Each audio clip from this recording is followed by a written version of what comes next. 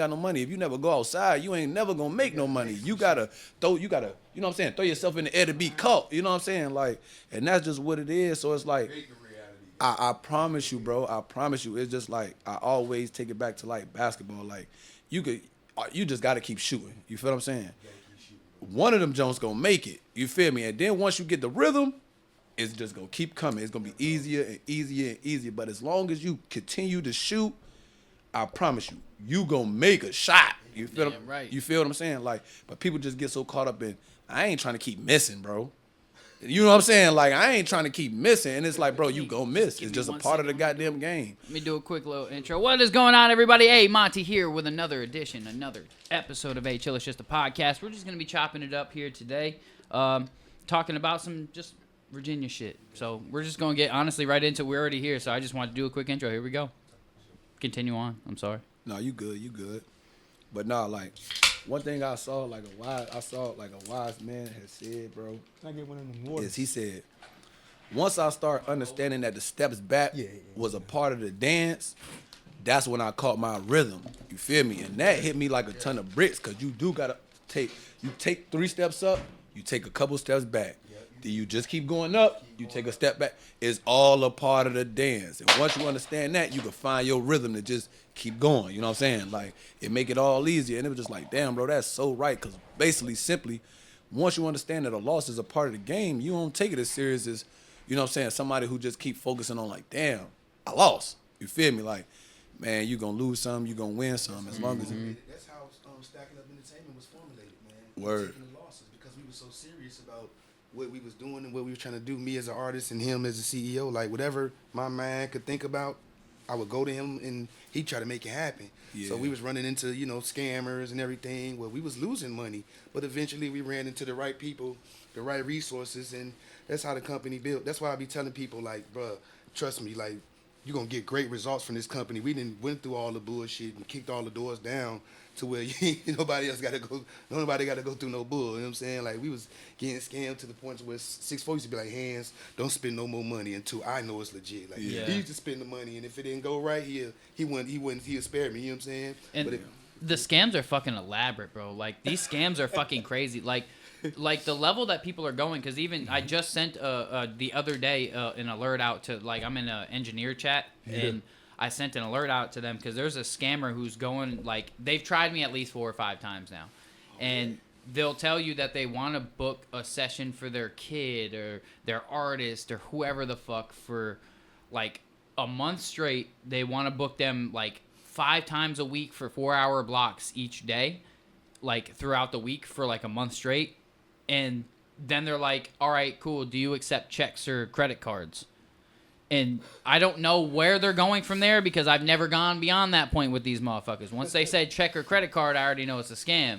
Because I'm like, no, I only accept Cash App payment, or, Cash App, PayPal, whatever. And they're like, oh, well, I only can pay with I can't accept that. Yeah. And so, like, they're becoming super elaborate. Like, we have to be careful. But what sucks is that now people don't know what's real and what's a scam. Bro, so the things that are legit, people are super skeptical of, man, because we don't. Bro, I needed my car It's hard, fixed. man. I put on goddamn Facebook. I It's need rough. a mobile mechanic. A nigga scam me with the $50 deposit. I'm sending the $50 never heard back from. It's like, damn, a mobile mechanic? How the fuck you even know? But it's like, bro, that shit's so genius though. But it's like, man, that shit in the way. But yeah. Like, it's in the way for me, but like, damn, you smart that's motherfucker. crazy. Like, you just feeding off of people like needs and shit. Like, damn, And bro. this shit's What rough, I started doing, when we started meeting people offline, I started flying them into the town, you know what I'm saying, to really get a groove on them, you know what I'm saying? Even when we was meeting with the Sony people, and when I did a song with that guy, we flew him to Virginia to try to get a feel for him and make sure they wasn't on no bull, you know what I'm saying? So, but yeah, that like you said, that scamming stuff, man, we got scammed a little through it. We got scammed with a lot of stuff, man, trying to formulate the company. Yeah, especially like with the label stuff, it's hard out here because like just a couple weeks ago, Tree had got a email from I can't remember what the label was called. It was some label, but it was a scam, and they were telling him they wanted to choose one of his beats for a placement for Netflix or whatever, and it looked so legit. They sent them the whole contract, like everything looked so legit. Man. Until I told them to really read it. I said, really read it. So we started reading that motherfucker. Right in there, it was saying that he had to pay a fee of whatever the fuck. I said, pay a fee, scam. That's how it Scam. was when I Instant when I scam. was rapping. When I was rapping, it was like a fake ass say Cheese sent me something. I'm looking at that shit, I get hyped, but then it's like, nigga, I ain't gonna lie to myself, like you feel me, like nah, I ain't this far, you know what I'm saying? Like That's what I'm I had to saying. go back and look at the shit, and it was just like they don't say Cheese digital, but this one was just say Cheese, so it's like you gotta look at all of that. It's like damn. So then I emailed them. And it took like a few days, but they emailed me. I emailed the real shit. They like, nah, bro, we wouldn't have did that. And it was like, damn, I wish you would have said that though. Like, word, I wish I would have heard. Nah, that's real, bro. Now we had to base our morals off of like family values and stuff like that to move forward. Like everybody, like I be asking people like, do you got kids? And then you know what I'm saying? That kind of like, because he got kids, I got kids, and a lot of people that we deal with got kids, so we kind of know, you know what I'm saying, it's like an urgency. It's like family. Yeah, you know what I mean? So we base it more off of family ties and then just business, you know what I'm saying? And we try to build that same moral value with everybody else, that is just, it's more than just business. Like I know when his kids' birthdays and stuff, you know what I'm saying? Facts. So it's bigger than just the business.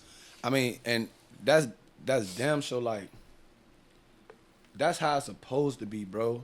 But one thing that like I had to understand, like, bro, like even family should be business ran type shit to a certain extent. It's like, and it's not about like it being business, but I only say that because a lot of shit is unorganized. Family unorganized, friendships is unorganized, you know what I'm saying? But business is organized. Structured. Right? You structured. You feel what I'm saying? Structured. How you get the family to succeed is a structured family. You know what I'm saying? Like, Yeah, facts. I do this, I do that, y'all do this. You know what I'm saying? Even if like the goal is to make it like whatever you want to do, we need to make it work for the family. You feel what I'm saying? Like, and for real, as long as you achieve and be successful and you hold the morals, you know what I'm saying? The morals of what family got going on is still good, but the structure of the business is, nigga, you got to be doing something. You got to be doing something. I got to, you know what I'm saying? Like, we got to be working to make this family known, success, you know what I'm saying? Generational wealth. So it's like, I damn sure get that, and it's easier, like to, all right, I can meet you, and I could do that family shit with you because I know, like I said, you already striving for success. You feel what I'm saying? Like, you already, like, people get so caught up in, like, the personal part, like, it's like family, like, yeah, bro, but you got to understand, like, I'm trying to make a generational wealth family. It's like family, like, if I wanted to goddamn just be family, I'd just go fuck with my family. You feel what I'm saying? Like, respectfully, but it's like, and I fuck with my family, but not like that because I come from a poverty-stricken family. You feel what I'm saying? Ain't nobody made it. People don't really feel like they can make it. You know what I'm saying? So even with that, like, bro, I had to understand, like, the ties to my last name and all of that shit. I changed my last name, bro. Like, because I'm so serious about, I got to take that off of me. You know what I'm saying? Like, for real, like, I grew up, your last name is this how we don't play that shit. You feel me? Mm-hmm. I just grew up a savage. I ain't never grew up knowing about business. They ain't teach me nothing about, you know what I'm saying? Like, even filling out an application, you know what I'm saying? Most times you got to learn that shit as you go, you know what I'm saying? But I got to think, and I understand because you never did what you needed to do to make enough time for yourself to teach me this shit. You feel me?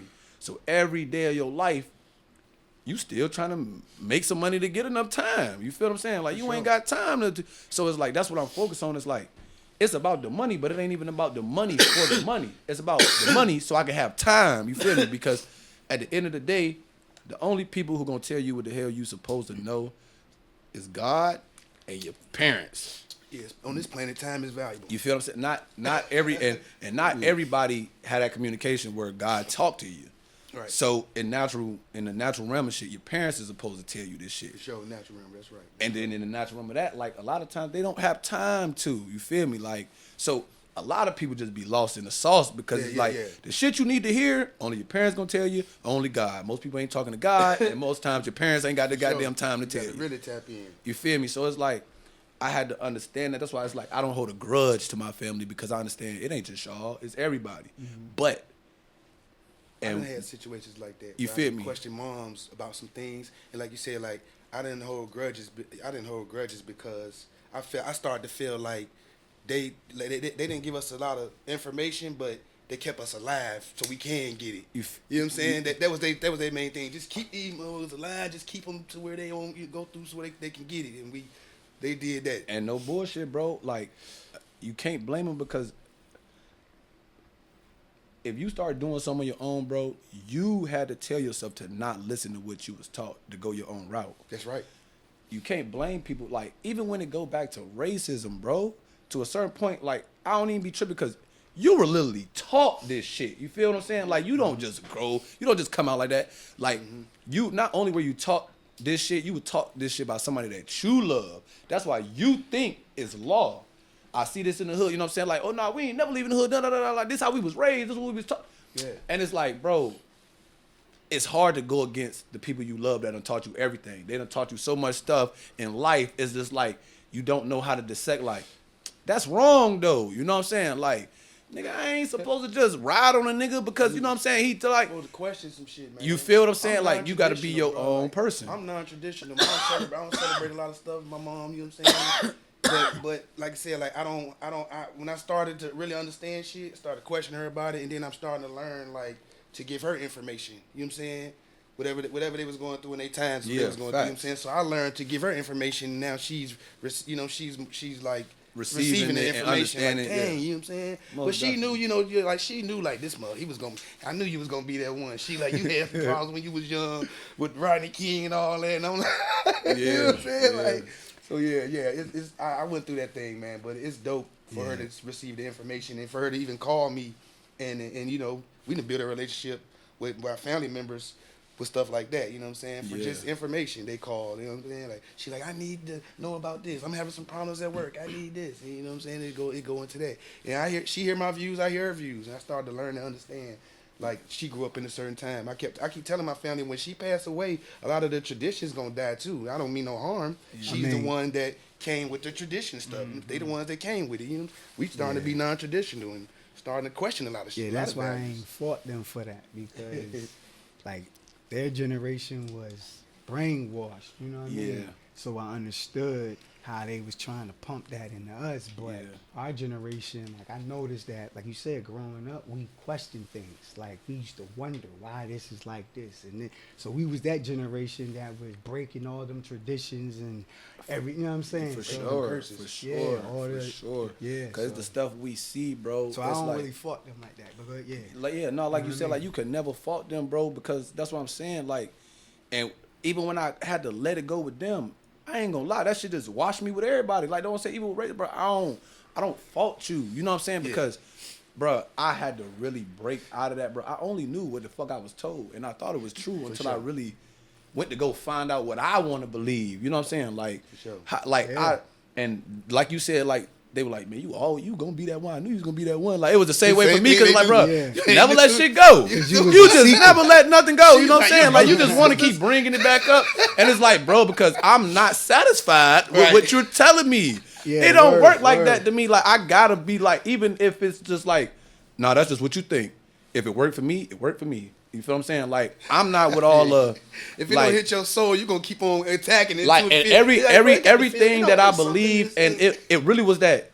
Yo, that makes so much sense to me. That makes more sense than that. You feel what I'm saying? Like, yes. You feel like hit your soul. I'm telling you, it's just like it. And once it makes sense for me, I don't even want to go back to that, because once I'm on that, I'm just so lost on wait. Then how is this? And how is this? And how is this? But once I just start to understand, like, oh no, the system works like this. This is how shit is going, and this is what, you know. It's like, okay, and every single time. Okay, that happened because of that. I know now. You feel what I'm saying? Oh, that happened because of that. That person got that because they did this, this, and this. It don't just come easy. You know what I'm saying? Like, but as I understand the life you go, like, everybody just not gonna get it. You know what I'm saying? Like, and that's why a majority of the world is kind of in poverty. You know what I'm saying? It's like in poverty because 9 times out of 10 you just go off of what somebody is telling you to do. You know what I'm saying? Like, oh, you got to go to the courts to get married. You got to do this. You got to, like, bro, I done realize, like, me and my ex-wife at this point, We never went to the courts. Right. We never That's how like. I feel, man. If we you changed our last name together. Years, bro, People y'all see, married, bro. Like, bro. Not even that. You go to the courts. Same We way, changed though. our last I name definitely feel together. the same. Like, you know, I don't need a fucking piece of paper or Piece of court paper, or all that anybody shit, to bro. tell me Bro, that that's you're what my I wife. was- business. If I give you a ring, That's that what means I was I telling love her. you. If y'all know I don't business, need none of that shit. anytime So a I piece of paper definitely- come in there, nigga, with some business being done. The nigga. only It's piece of not Like, paper. that's The what I'm only saying, the like- only piece of paper that I ain't tied gonna me hold and you. my If you wife have a together. shorty who down for a life like that, you got a real one. Because you like no bullshit. Because for me personally, if I give you a ring, that means I love you. That means I'm trying to spend the rest of my life with you. Do we need a piece of paper to tell us that? Do we have to do? We can have the whole reception. We can have all of that shit. We can do all that. I ain't gonna lie. What I realized, bro, that shit dumb. See, that's why the only piece of paper me and my wife had that contractually bonded us is our trust. That's it. That's why We don't have no marriage license. We both changed our last name. We got the same last name. Anywhere we go, they just, oh, y'all married? Yes, we're married. Right. They, what the fuck? You don't anywhere you. They not gonna say, yo, you got to show your marriage license to. Y'all got the same last name. Oh, y'all married? That's what it is. You feel me? Like, but contract See what I'm wise, saying? See? we only got to trust. We never had, and that see what taught I'm me. saying, man? That taught me that, like, dope, bro, man. you don't have to goddamn get married. You don't like, you know what I'm saying? And even when, like I say, ex wife, it's just, shorty, I can make another trust. I can move my personal belongings to my trust. Yeah. We still have that trust for these kids and everything. That's what it is. You That's feel what I'm what it saying? is. Like, Yeah. it ain't, you know, that shit ain't structured for you to get no piece of nothing. No alimony, nothing, none of that. You know what The I'm thing saying? is, You know is what I'm like saying? when it That comes shit's when it structured comes for to that like shit's structured for that. You feel what I'm saying? All it needs to be structured To for. be able to- You feel what so I'm you have to saying? go in them When I courtrooms. die, this is what happened. If you know what I'm saying, this is what happened. We got these businesses together. So when this shit make money, this is for us. Yeah. This is my shit. This is for our relationship. when it comes to like getting your refund checks and shit for your kids.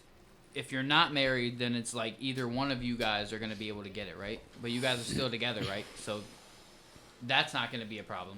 And honestly, Like in that I never gave situation, a that fuck. shouldn't be a problem, right? Because we are getting the money. Yeah, Type facts. shit. You feel facts. what I'm saying? Hey, See, that's frankly, what I I'm never. saying. And last I'm saying, year was like, the as first year far I as, ever like- filed taxes. This is my second year ever filing taxes. I don't really give a fuck about. Like, I'm a hustler. I'm like Like, thinking I- about I- just like the overall situation of it. like, because I can understand the process, like you're saying, like you can understand why some people still traditional because Right. it took for a while for you to not to be non-traditional. Yeah. Because I remember the times like once I started reading stuff and I started not celebrating the holidays, right? Like one year I was like, halfway doing it, you know what I'm saying? Then the next year, then about the third year, I was like, man, fuck it, fuck all, you know what I mean? Like, All by right. the fourth year, I ain't feel no kind of way about my kids or nothing, you know what I'm saying? Like, I'm it gonna was- tell you it's a- like it this. definitely was a process, though. And I'm gonna tell you my process. Honestly, bro, it's like this. I believe in the alpha. I don't believe in like God exactly. I just believe in the alpha. I don't believe the alpha being is not a fucking man or a woman. Like, I believe in infinite intelligence. I believe in like kind of the universe. You know what I'm saying? Like, what's gonna happen is gonna happen. Like, Right. the world gives you all the tools you need to be whatever the fuck you want. You just gotta know what you want to be, and you like gotta know how you're gonna get there. Once you understand what you're gonna be, you could just see how to get there. Like the world is gonna hand it to you. You feel what I'm saying? Yeah, the universe gonna work with you. Huh? One thing I used to understand, like, all right, just You asked me that too. basically on the whole God aspect, it's like I understood some things, but a lot of stuff I didn't understand. But when it comes to these laws, right, a wise person told me, and I call it the town booth law now, right? But it's like, if it doesn't apply to every human, then it's not a fact for the existence of humanity. So we all need water to drink. If you don't have water, you're not gonna live. You can't just go your whole life without a substance of H2O in your body. You feel what I'm saying? sure. Just like a source of nutrition, just like air. There's no human that can live without this shit. Yo, they If it talking was about- one human that could live without it, then you can't say that humans needed to live. You feel what I'm saying? So on that aspect, no matter how much I believed in God, if one person didn't believe in God, what the fuck does that mean about me? Right. You feel what I'm saying? Right, So right. on that aspect, Stop. Turn your mic towards you for me. on that aspect, it was There just we yeah. On that aspect, it was just like once I understood that, and it was just like, I mean, damn, if he don't believe in God and he's not a bad person, he's still like, there's nothing wrong you could say bad about him except Oh no, he don't believe in God. You know what I'm saying? Like, Yeah.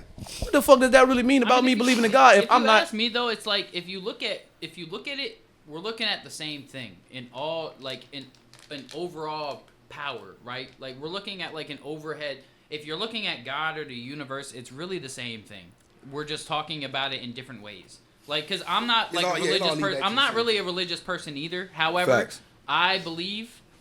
I talk to Big G all the time. That's what I call my God. I call him Big G. I don't say amen. I don't say dear Lord. I don't say none of that. I say, hey, Big G, thank you for whatever, whatever. This is how I talk to my God. Because if I'm going to believe in something, I want to believe the way I want to believe, not how I'm told. Facts. Right? And that's just me. But I feel like the most important thing is that we believe in something. Because I think it's important to believe in something. Yeah. Because, like, if we're living, what are we living for?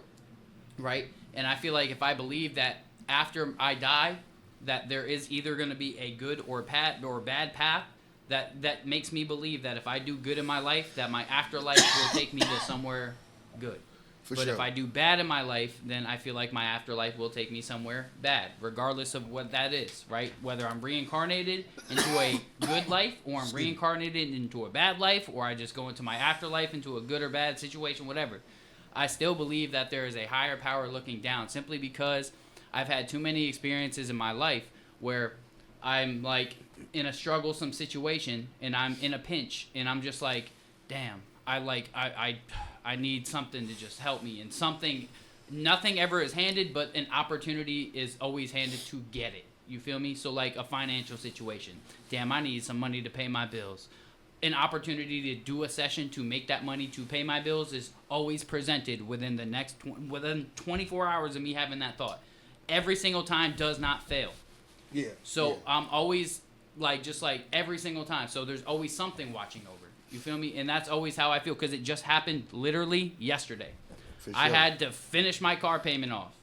And I said, damn, I really need the goddamn. And then I got booked for an 8-hour session yesterday. Bro. Yeah, You I'm feel not what I'm religious. saying? Like, I'm not religious myself, but I'm not, but something's watching over me. And that's Feel what me? I'm saying. It's like, all right, boom. So Like the like that's what I'm saying. universe. I'm in Inceptius. Yeah. Inceptius, the first word is incept. That's encephalon. That's the brain. D is just the belief of a higher power. Yeah. So the break in that in short terms, that's why it's like I don't knock God or anything. I believe the brain.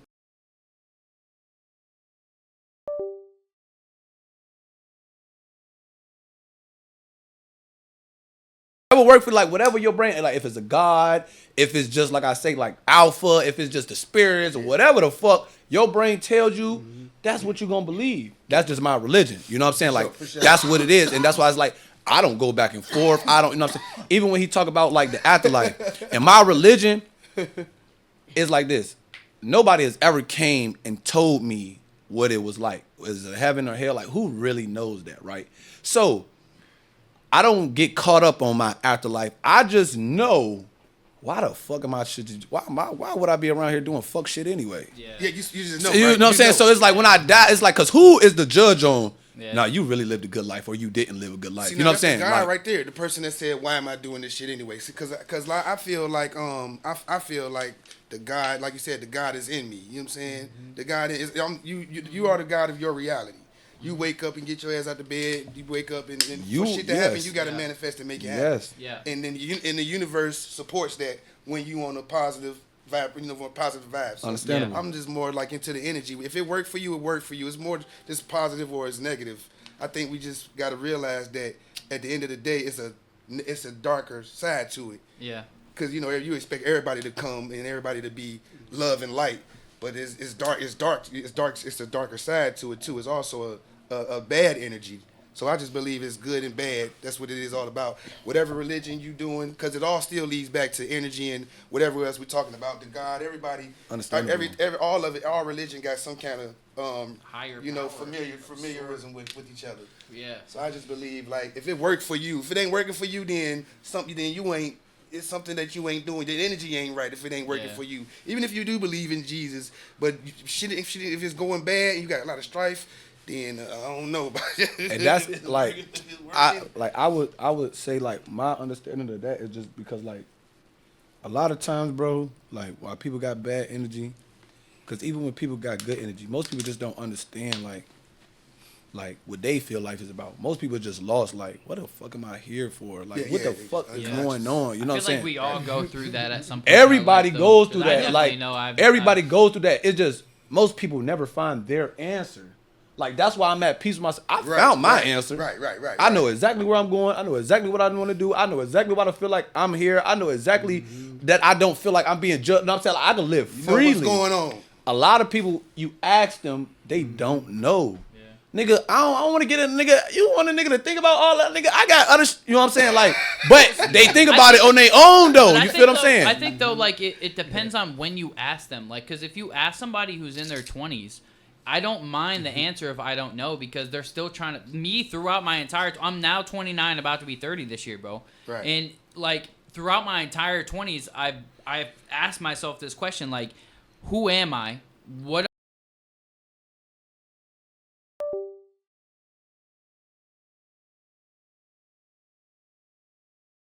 and who it is that I am, why I'm here. It's different like, for you though, because what were you doing in your 20s? I was doing the same thing, and that's why I know here now. But like, bro just said something on the show that I was just watching, and they said, what did he say? You are. I gotta remember what he said, but it was pretty much saying like, you're gonna be who you are if you continue to do the same thing, right? Who you are is what you do. Right. Exactly. Right. Who you are is what you do. You just had to look at like, nigga, I am. And you're only ever gonna be what you do, right? So bro. I've been the same engineer for literally the last 10 years of my life. I've been doing the same thing. So I know for me that this is my path. Now, and not only because, pardon me for cutting you off, not only because, bro, you love to do it. Nigga, you done faced so many my bad. You done faced so many goddamn turmoils, cuz, and you didn't give up. Because this is your piece. Right. And I would say that you feel what I'm saying? All of us, but all of it, I'm not the only one though, because I guarantee you, both of you have as well. Oh, yeah. And you have, I know for a fact that you have as well. But hold on, So that's what I'm getting to me. have. Listen, I'm getting to me. You know, I was rapping. That's not me. Right. I had to look like I've been doing this shit my whole life. Mm-hmm. The same shit. Like I had to like. What is? Yo, I am me. I teach like nigga. I don't even be trying to help niggas. I don't even be trying to goddamn. You know what I'm saying? They be like, yo, you know how to talk. You know how to word shit, bro. You just know how to like. Yeah. And it's just like, what the fuck, nigga? I'm just telling you the truth. Like, nigga, I don't know what the fuck you feel me, but people always like, bro. I don't know. It's just something about you. It's like the way you word shit. You just make it easier to understand. Like, and it's like I had to like, bro. Like, basically, I'm a teacher. Nigga, I haven't had to be mad. I went to like, nigga, I ain't want to be no teacher. I ain't fucking want to be no teacher. But it's like, if you a teacher and it's just natural, nigga, teach. You don't have to go to school and teach. But like I said, that's why, like, you know what? I'm just gonna go out here. Like people say, like, bro, when I told people I'm gonna do the underground, they're like, bro, you outgoing, bro. You know how to. Know what I'm saying? I think a teacher is a little bit of like an understatement. I think you're more or less a leader, bro. Like, and I want to say that simply, like, one of the first sessions that I had with him, I want to share the story real quick. We had streamed the session, and he had a group of people in there with him. And I don't know if you remember this or not, but they paid for like a 3-hour session, and bro spent an hour of the session just talking to the kids, like just talking to them. Literally a whole hour of the 3 hours he spent talking to them about whatever, and we got it all on content and all that. But it was literally him just being a leader, a role model, like just somebody who I think I got a blunt. These kids can look up to. You know what I'm saying? And that type of shit is like, you're a leader, bro. You're more than a teacher, bro. You're somebody that people can look up to. That's why I bring you around me, and that's why we're where we're at now, because you are a leader. And I can go for that, bro. I ain't gonna even lie. Like even like, I think I got one. In like, I've been misled so much in my life. Like I'm A-Trade against the Crip. You feel what I'm saying? Even in the gang round, like you just be misled. Like do so much stuff in your life. I always was the type like, fuck what you say. I gotta find out for myself. Like if I'm gonna be wrong, I'm gonna be wrong because I'm wrong. I never wanted to be that person. Well, I was just going off of what he said. Like you feel? You know what I'm saying? It's like you dumbass. Why the fuck are you going off of what a nigga? Like I never wanted to be that person. So it was like, bro, you always just gotta find like what you believe, what you think. You know what I'm saying? Like, and just like you say, bro, it's so much stuff in my life though, bro. Like that just fall in my lap. But it's just like because it's not because it just fall in my lap. And I had to understand that it's because I don't take no shit. I'm going to go find it. I'm going to go get it. I'm going to put myself in positions to, I'm going to open my mouth. I'm going to speak up. You feel what I'm saying? Like, I'm the same way too. And it's just like, bro, people feel your energy. You know what I'm saying? Like, nah, I'd rather look out for you here. You know what I'm saying? I know it's going to do this, or I'd rather fuck with you because I know, like, you go get somewhere. So I'd rather be linked with you because you just going somewhere. You know what I'm saying? It's just like what you do. It's just like, bro, it's gonna come. You know what I'm saying? Because you know who is serious about what they want to do. I used to tell my ex-wife this all the time, bro. It's just like, it's so much stuff in your life that you had to self-teach yourself. Like, somebody didn't teach you everything you know. Yeah, facts. It was something that you wanted to know so bad and nobody was teaching you. You found out how to learn it. Damn right. Yeah. That's what I do with everything. I don't need nobody to teach me nothing. You said I need to do what to... All right, I'm gonna teach myself. That's how I am. I know if you can teach yourself what you can teach yourself anything, I'm gonna teach myself. It's just having the willpower, for real. That's how I am. And the willpower is just determination, knowledge. You feel what I'm saying? How can you How lose? bad do you want to make this shit your life? How can you lose? How can you lose if you acquire the knowledge of something? The first thing I understand, bro. When my life changed, I was staying with my grandma. This is exactly how I just like learned everything like that helped me so much. I said, who the fuck is the richest niggas in the world? Search that shit up. Jeff Bezos came up. Warren Buffett came up. Goddamn, Mark Zuckerberg. All these, you know what I'm saying? All these motherfuckers came up. And I'm like, okay, Amazon, that don't, like, I can't do that. Like, that's not, like, I'm not about to build a fucking supermarket. I don't even know where to start. You know what I'm saying? Like, that's not me. That's not fitting me. That social media shit, I'm from the hood. You know what I'm saying? Like, that wasn't fitting me, Warren Buffett. Warren Buffett owned Berkshire Hathaway. What the fuck is Berkshire Hathaway? Okay. What is Berkshire Hathaway? It's a holding company. What the fuck is a holding company? You feel what I'm saying? Yeah. Okay. Let me goddamn learn that. I'm starting to look at interviews. Okay, he's investing. He's doing this. Basically, it's a holding company. That shit own Geico. That shit own goddamn Exxon. That shit own Haynes Draws, Duracell battery. Yo, this nigga own everything. That's basically what the fuck he do. He own everything that's in your house. Everything essential. You feel what I'm saying? Right. And like hella real estate and all of that shit. But you feel what I'm saying? So it's like, okay. They own everything. I kind of understand this. It's not about like him just doing one thing that just became so big. It's about this nigga just doing so much small shit that acquires something so large. You feel what I'm saying? Right. And it's like, okay, as I start going, it's like, and I understand why people do holding companies. It's just everything start making sense. Like going back to him, nobody would have bought all this shit. They knew this nigga was just profiting off of all this shit. You feel me? Because nobody just wants to make you rich. If they know you make you rich, it's, nah, let me just go somewhere else. You know what I'm saying? Yeah. But the thought that you don't know that you spending your money and giving the same person, you don't care. You just trying to, you know what I'm saying? So it's just learning about that, learning about tax benefits of it, and just like, okay, damn. Then going back to, okay, all of these motherfuckers got holding companies. It's just different holding companies and shit. You know what I'm saying? Like, okay, so boom, that's how the world works. I start understanding, you know what I'm saying, about even franchises. You know what I'm saying? It's like, okay, so McDonald's, this ain't really McDonald's. Like, this nigga got John's Burger Joint and he just franchising the name and the equipment and everything to make a goddamn McDonald's. So that's why McDonald's is so rich, because if I slip, I can't sue McDonald's. I didn't slip in McDonald's. I slipped in Joe's Burger Shack, which is McDonald's, but he got to pay me, not McDonald's the corporation, because it's not a corporate McDonald's. You feel what I'm saying? All the so McDonald's it's like around here, all the John Smith McDonald's. So it's John Smith you feel what I'm saying? So it's on some shit like, McDonald's. okay, it's about liability. Right. It's you know what I'm saying? Like, it's just Warren Buffett. That shit just taught me. From there, it's just like, okay. You know what I'm saying? Understand. How the fuck can I make this shit apply to me? You feel me? Just understand the business. You feel that? And how the fuck? Okay, and I swear, it's like I can do that. You feel what I'm saying? Because shit, niggas do so much. It's just like the drug business.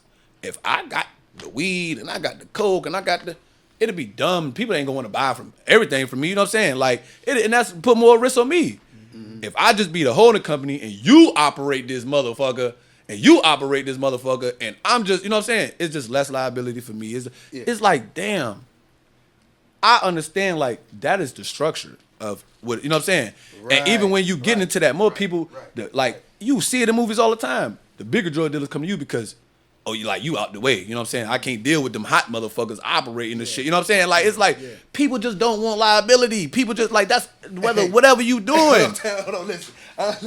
That's why Stacking Up Entertainment and BMG working together, because 6'4" done been doing all this stuff to where, like you said, like the liability, like he don't want everybody calling him. And you know what I'm saying? Like he dealing with Empire right now, so BMG was able to. He gave us the resources to be able to function like these companies. You know what I'm saying? Bro, you can't call him right now. No, you you can't, deal with all of because that. you got it, and then at a certain point, niggas ain't gonna be able to call y'all. You see what I'm saying? Because nigga, we done already put that work in. You feel what I'm saying? Like at the end of the day, when you elevate, you got to do less work. This is the thing of the portal. That's why he pushing the portal. Like, it's look, all in the game. Like, look, you can have a portal. You ain't got to call us and be like, yo, let me see my analytics. Yo, no, you got all that, the 1099 form. That's all you now. We ain't got to deal with all that. You can have it your own. And he's going to grow. You got the information from him. He's know always etched in your history. You feel what I'm saying? Like, bro, that's the best business, bro.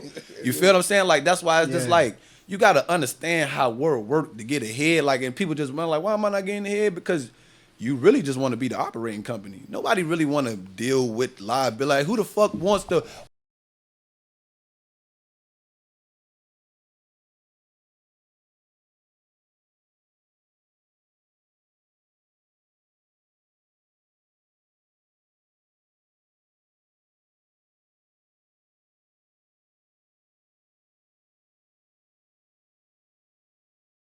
I got to call him. I got I-64 send me my my analytics or whatever. You know what I'm saying? He like, look, you can have your own portal. Not even that. The company, another company, can have their own portal and deal with the artists. So that's what happened. We able to function like Stacking Up and Empire. You know, to be able to bring this to other artists and. So that's what I would like to. I'd like to shift the conversation a little bit. Tell me a little bit about y'all's goals of what y'all are looking to do. Us as BMG, me and him, we've been together since we was like kids, man. He's like my day one best friend. We always been into the mic for me stuff. So talk towards the mic for me. We always been into the music as far as he even got me into being an artist. You know, in the beginning when we was kids, and we just started. You know, I started fucking Stacking Up Entertainment as an artist, and I've started making my investments into the company to become like the president of the company and do stuff. And Beck just been on the business side of a lot of stuff.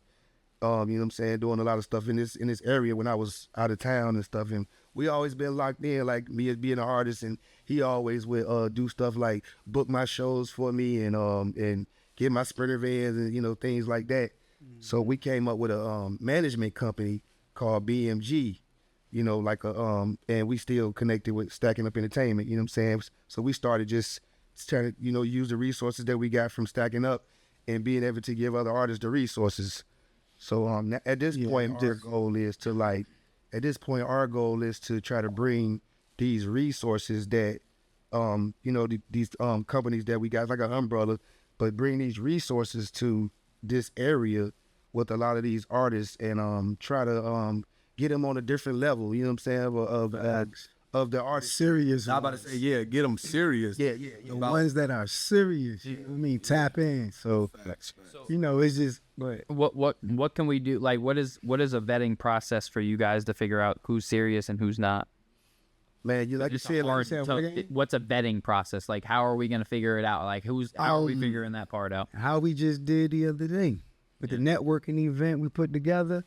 That let me know, like I said, everybody that came, I individually tapped in with them type thing, and you know what I'm saying? It was able to come the ones that I, like, y'all came from Hampton, you know what I'm saying? So that let us know y'all was dead serious type, you know what I'm saying? Yeah.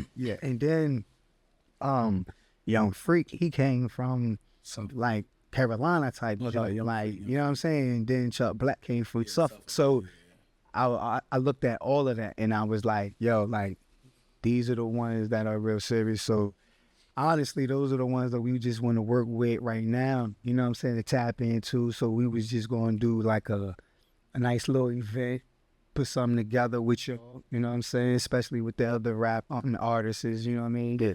And anybody else that is welcome, you know what I mean? So BMG is basically based off of like also just doing things like you said, good business with the artists, making sure that, because I tell artists all the time, sometimes, you know what I'm saying, they just want to get in the booth and drop the track. Yeah. And then they thinking they can promote it or whatever, but the whole time you ain't got the business structure and you ain't got your stuff right. You know what I'm saying? So we just try to tell them, you know what I'm saying? So that's why we built the company basically off of that, because we used to be artists.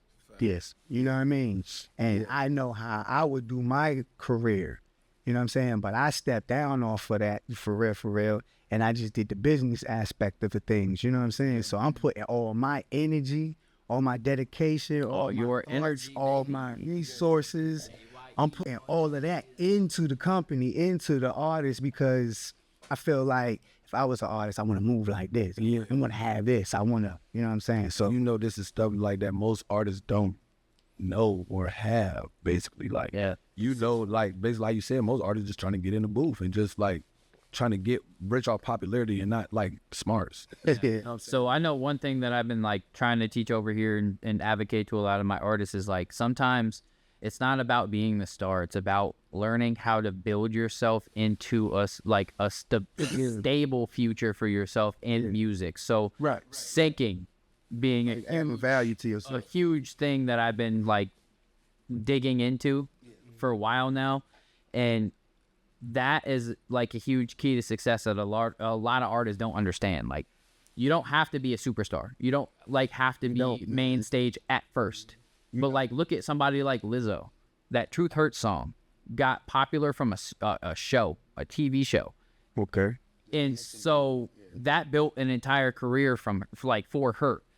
Somebody like Ariana Grande, she fucking Nickelodeon star, then turned into a whole music career. You know what I'm saying? So like TV, film, all that type of shit can get you into a whole fucking different level of. See, I feel like as an artist, I'm in my own lane with you know, with everything I've done. But like I said, I've been with this company for 10 years. So I did have that when I was young, that I wanted to be signed and do all that. But once when you really put your mind to it and you figure out what it really takes to get there, and then you get there, you realize that it ain't what you think it is. Yeah. You know what I'm saying? You like, oh, you know what I'm saying? It's a regroup. So I didn't got to the point to where as an artist to where I feel like I am a superstar in this lane. Like I'm meeting you guys. You know what I'm saying?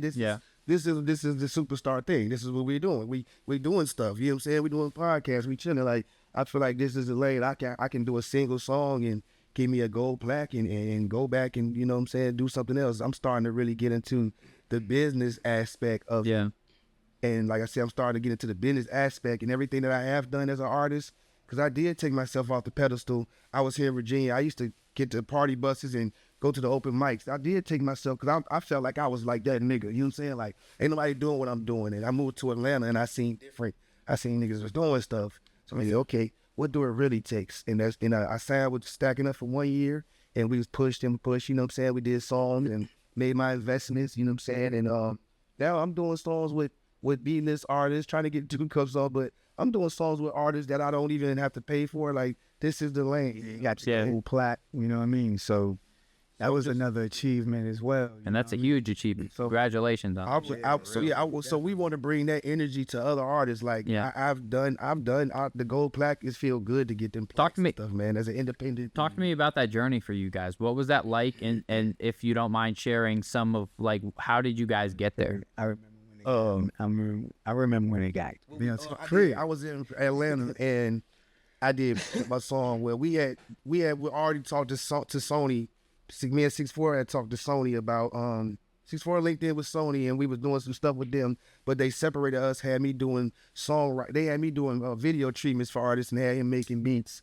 We basically like just got off of Stacking Up Entertainment. So they had an ambassador named Unique. Well, we did a song together, and I took him off the song because I used to be in chorus back in the day. So this is my first auto-tune song. So when I did the song, I took him off the song and did the song myself, and then we presented the song to Empire, and we got distribution for the song. So so Sony was mad because Sony gave us a distribution that was like crazy and a portal, which cost like $1,600. So we went back to Empire and got a better distribution deal, and even took Sony to Empire, because back then Empire was like the #1 company that was into the digital platform. Sony still was like wanted to, go to the radio stations and be on foot. So they went and got a deal from Empire, and then they went and got a deal, and we did the investments on the song, and it did 500,000 streams. And 6'4" was like, I like I said, we independent, so I kind of was still like, man, this ain't gonna happen, you know what I'm saying? And he like, man, the stream is going up, man, and if you go over 500,000, you eligible for the plaque, you know what I'm saying? You still have to do the streams, it still got to be eligible. So boom, it hit over 500,000. Like I said, I made my investments, and Beck was with me at the house, man. That motherfucker came through the mail.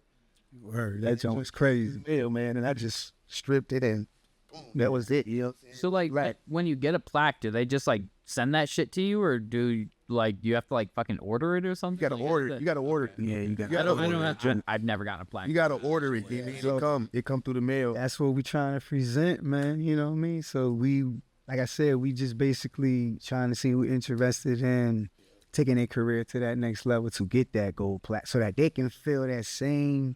Right. You know what I'm saying? Like, that's a good achievement. That's a trophy. That's something, like you say, you can have on the wall, like, right there. Or like, you know what I mean? So, yeah, that's dope. It's like, I fuck with what y'all doing. It's like this, like, because we on the verge of building the biggest, like, marketing tool in Virginia. Yeah. Mm-hmm. And that's what we also want y'all to, like, this is what we are building. Yeah. You know what I'm saying? Yeah. And what y'all are doing is, like he said, like, bro, and this is why I say, like, when it's just being honest with people, bro.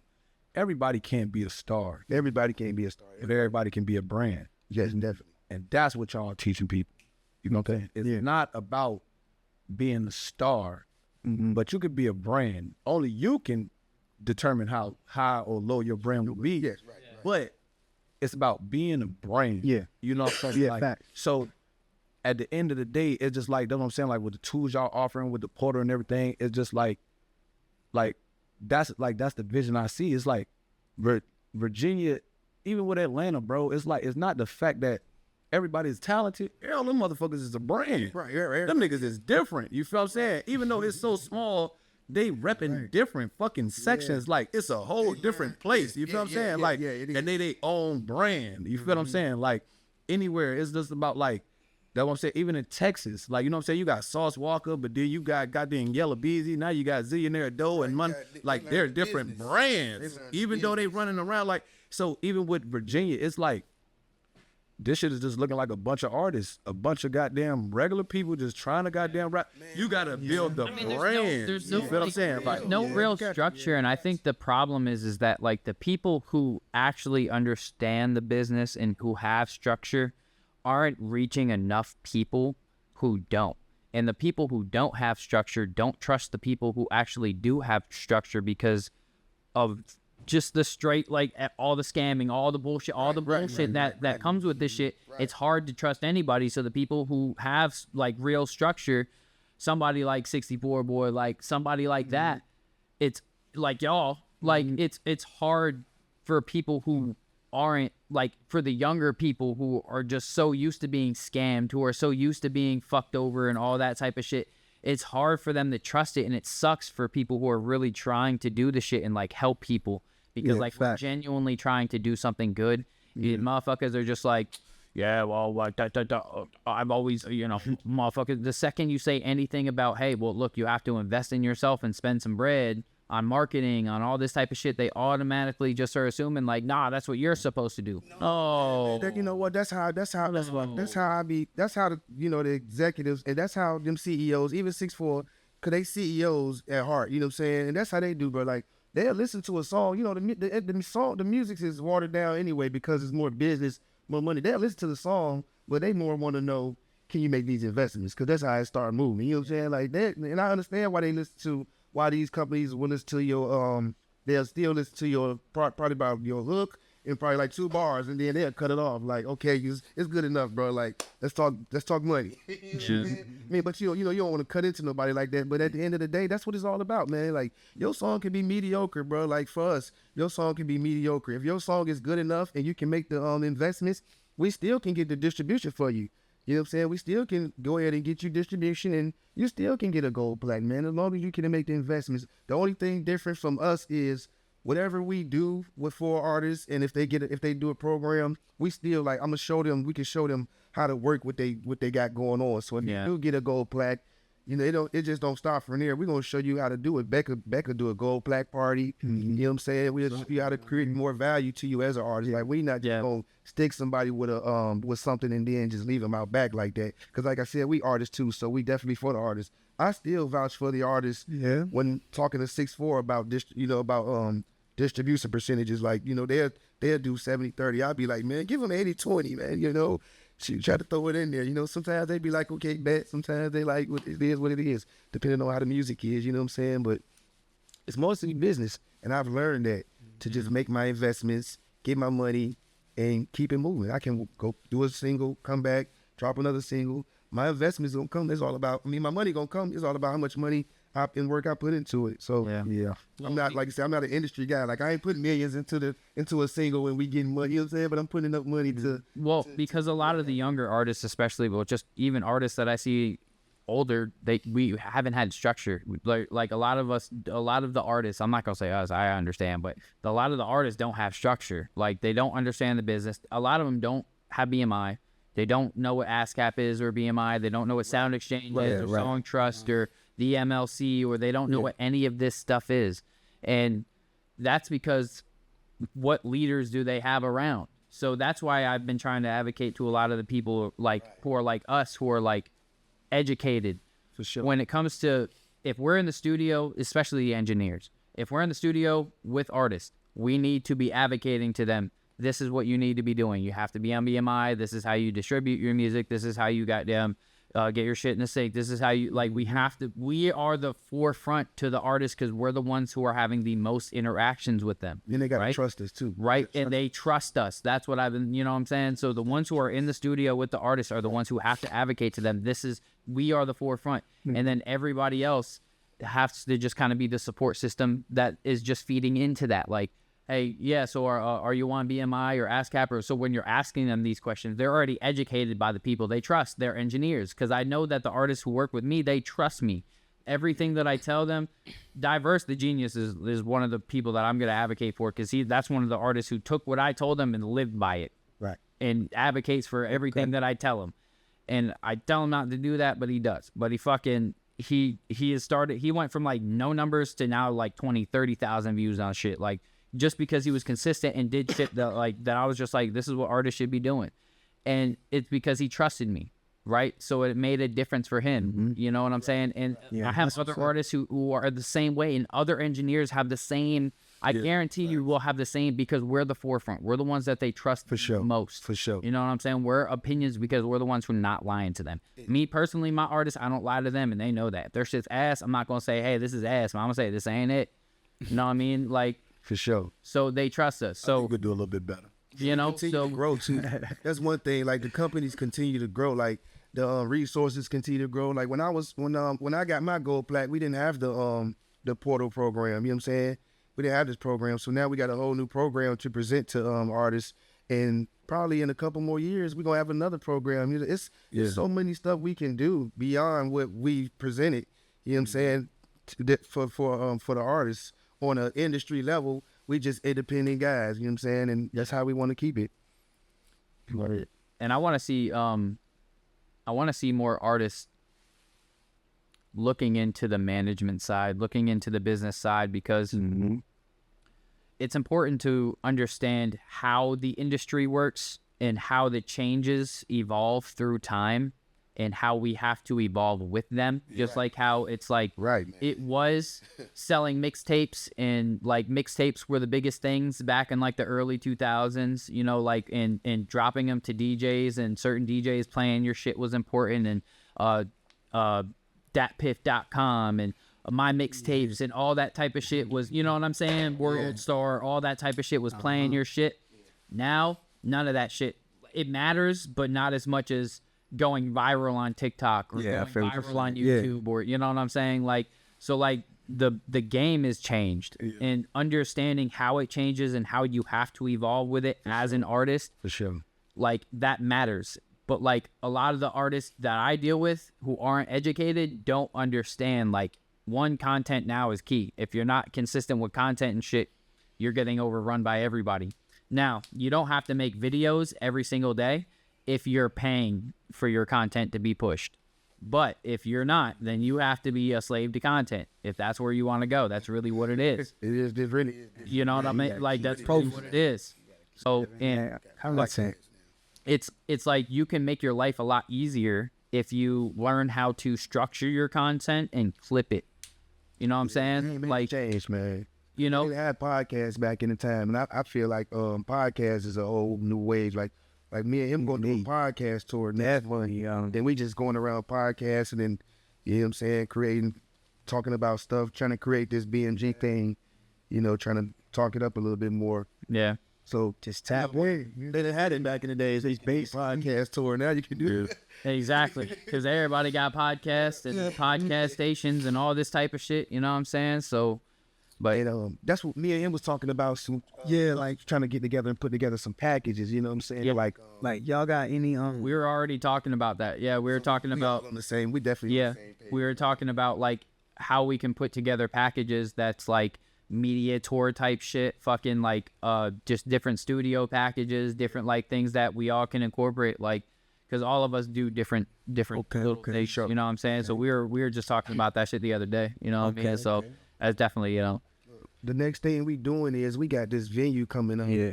Where we gonna actually give away a gold plaque. So we go, like I said, we pushing. We gonna actually give away a gold plaque. We only gonna do 12 artists, you know, charge them a fee to perform, and we're gonna give away a gold plaque. And we was just trying to figure out how we can involve you guys, you know, in that situation. We right now we're just looking at getting us a building and like you got like any venues around here that you know got our about with this structure side? together. And It depends. So depending on how many people you're looking to get, I do know a venue in Portsmouth that I could probably try to contact the guy. Venue 757. I don't know if you've heard of that. It's a nice venue. It's got a big stage, big space. Like, it's a big spot. I'm not gonna lie. I heard about They could fit a lot of people in it. The guys are pretty cool. And if you just kind of talk to them about what event you want to do, they probably work with you for, you know what I'm saying, a good deal type of thing. I could try to contact them, see what's up. Opposed to that, a lot of it is, honestly, don't like Charm Lounge that much. Sorry. I just don't love the venue. Yeah, I do remember that. I just don't love it. And it's right around the corner from here, literally 2 minutes down the street. I just don't love that venue. And my last experience there was awful. So my drink had shit. No, it was like floor, you know. Okay. There is a venue I went out to in Chesapeake, I think. I can't remember what the name of it is, but they had a nice little spot there. They did an R&B night there. Yeah. And they had a nice stage in there. It was a nice a nice spot. It was cool. Like, definitely an eventable spot. Otherwise, I mean, I have people. How many people y'all looking to like? You know, just 12. Like with the artists, No, like people in the events. Period. like basically, I'm gonna bring like my peoples out. You gonna bring his peoples out, and then we looking at type of artists that we really put on the card. Bro. Like they like that, like, you know what I'm saying, to the point where we can have a good turnout. You know what I'm saying? That's what I said. I can hit people up for events, but I mean like venues, but there it's gonna be.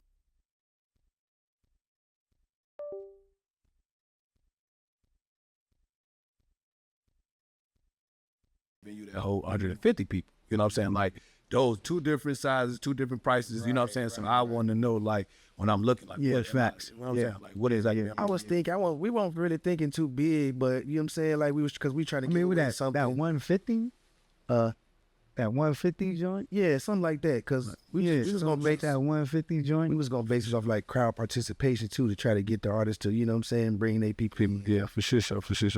Yeah. And then even with something like that, with us being a part of what I'm saying, like, his, like, obviously we try to bring people to that motherfucker too, for sure. Yeah, definitely, man. You give it time to promote it. do it right, market the joint right. Yeah, for You sure. know what I'm saying? So that, you know how when you're doing events and doing shows, you gotta respect everybody's schedule and everything. So you gotta just make sure you promote it right, man. Give it a couple months. Y'all already got the 12 people? So I think I have an idea of.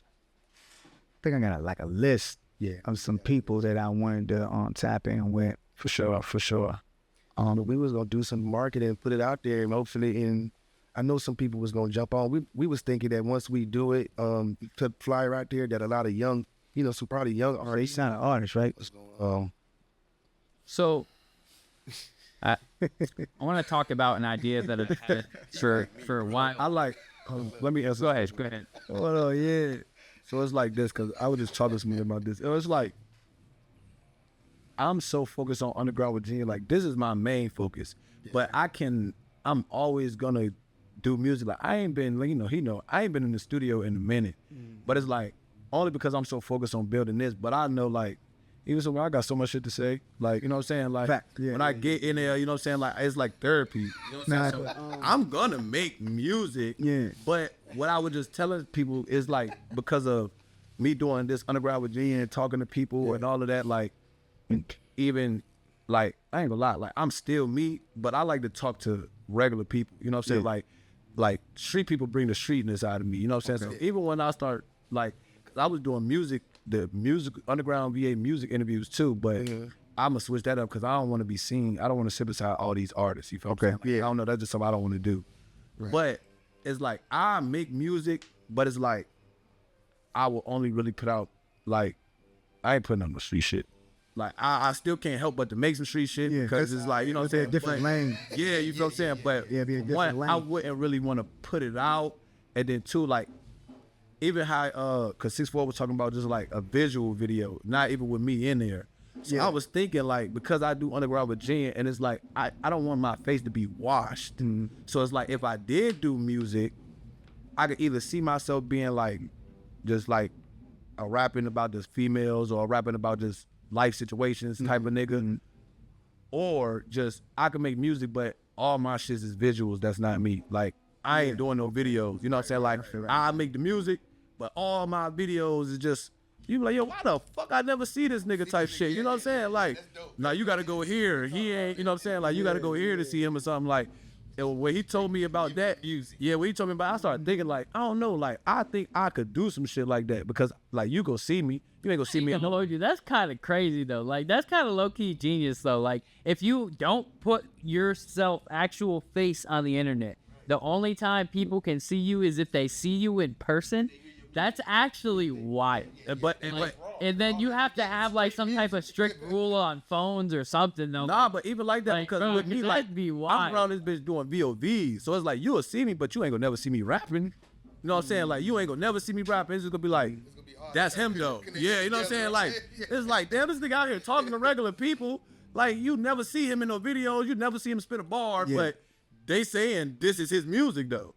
But this is just him. You know what I'm saying? Just doing these interviews and shit like that. So it's like, I could see that though, because it's just like the image is like, you know what I'm saying? Like, even with that, like I said, like, I ain't tripping if you see me like walking on the beach with a girl talking or something, you know what I'm saying? But I'm not trying to be around no gang members. I'm not trying to push that out, because Underground Virginia, I am trying to show y'all, bro, like, you could do so much other shit than any of that. You feel what I'm saying? So it's just like, that's why I say I don't even want to put that music out, but I can't help but to, you know what I'm saying? Like, when I rap, I just get whatever off my chest. And I still deal with a lot of street niggas, so it's still gonna come with a lot of fuck y'all niggas, and you know what I'm saying? Like, I'm an artist.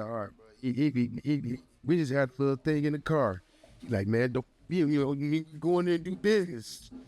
Feel your artist shit. I'm like, bro, cause I don't know if he's sick. So I look the way he be on. He like, bro, your ass. I'm like, bro, we doing business, bro. Like, I know it's my image, bro, but we doing business. Like, really?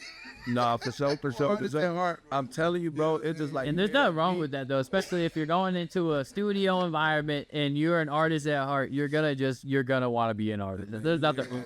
and it just come out. It's just like, even a song that like I used to make, like, I just listen to, because it's like, I don't know, with me, it's just like, everything means something. You know what I'm saying? Like, when I make a song, it means something. You know what I'm saying? So it's like, I listen to a song and just like, Like that helped me get through something. You know what I'm saying? Like I can't believe I made this song out of this situation. You know what I'm saying? Like it just be like little stuff like that. So it's just like, I don't know. And you know how that shit, I love music, bro. I listen to everybody. I listen to all type of music. You know what I'm saying? Like I love music. Like before, you know what I'm saying? That's all a lot of people got. You know what I'm saying? Cause you could just relate to, you know what I'm saying? Like you don't gotta talk. You could just feel, you know what I'm saying? Like, so it's just like, I'm always gonna make music, but it's like, you know what I'm saying? That's why I say like, even with everything y'all got going on, that's why it's like, how you say like, I see the vision of that, cause like, I understand like, as me an artist, like, it's about building a brand, you know what I'm saying? Like, like, and even with me, it don't matter what the fuck the brand is, it don't even gotta be about music, just in life,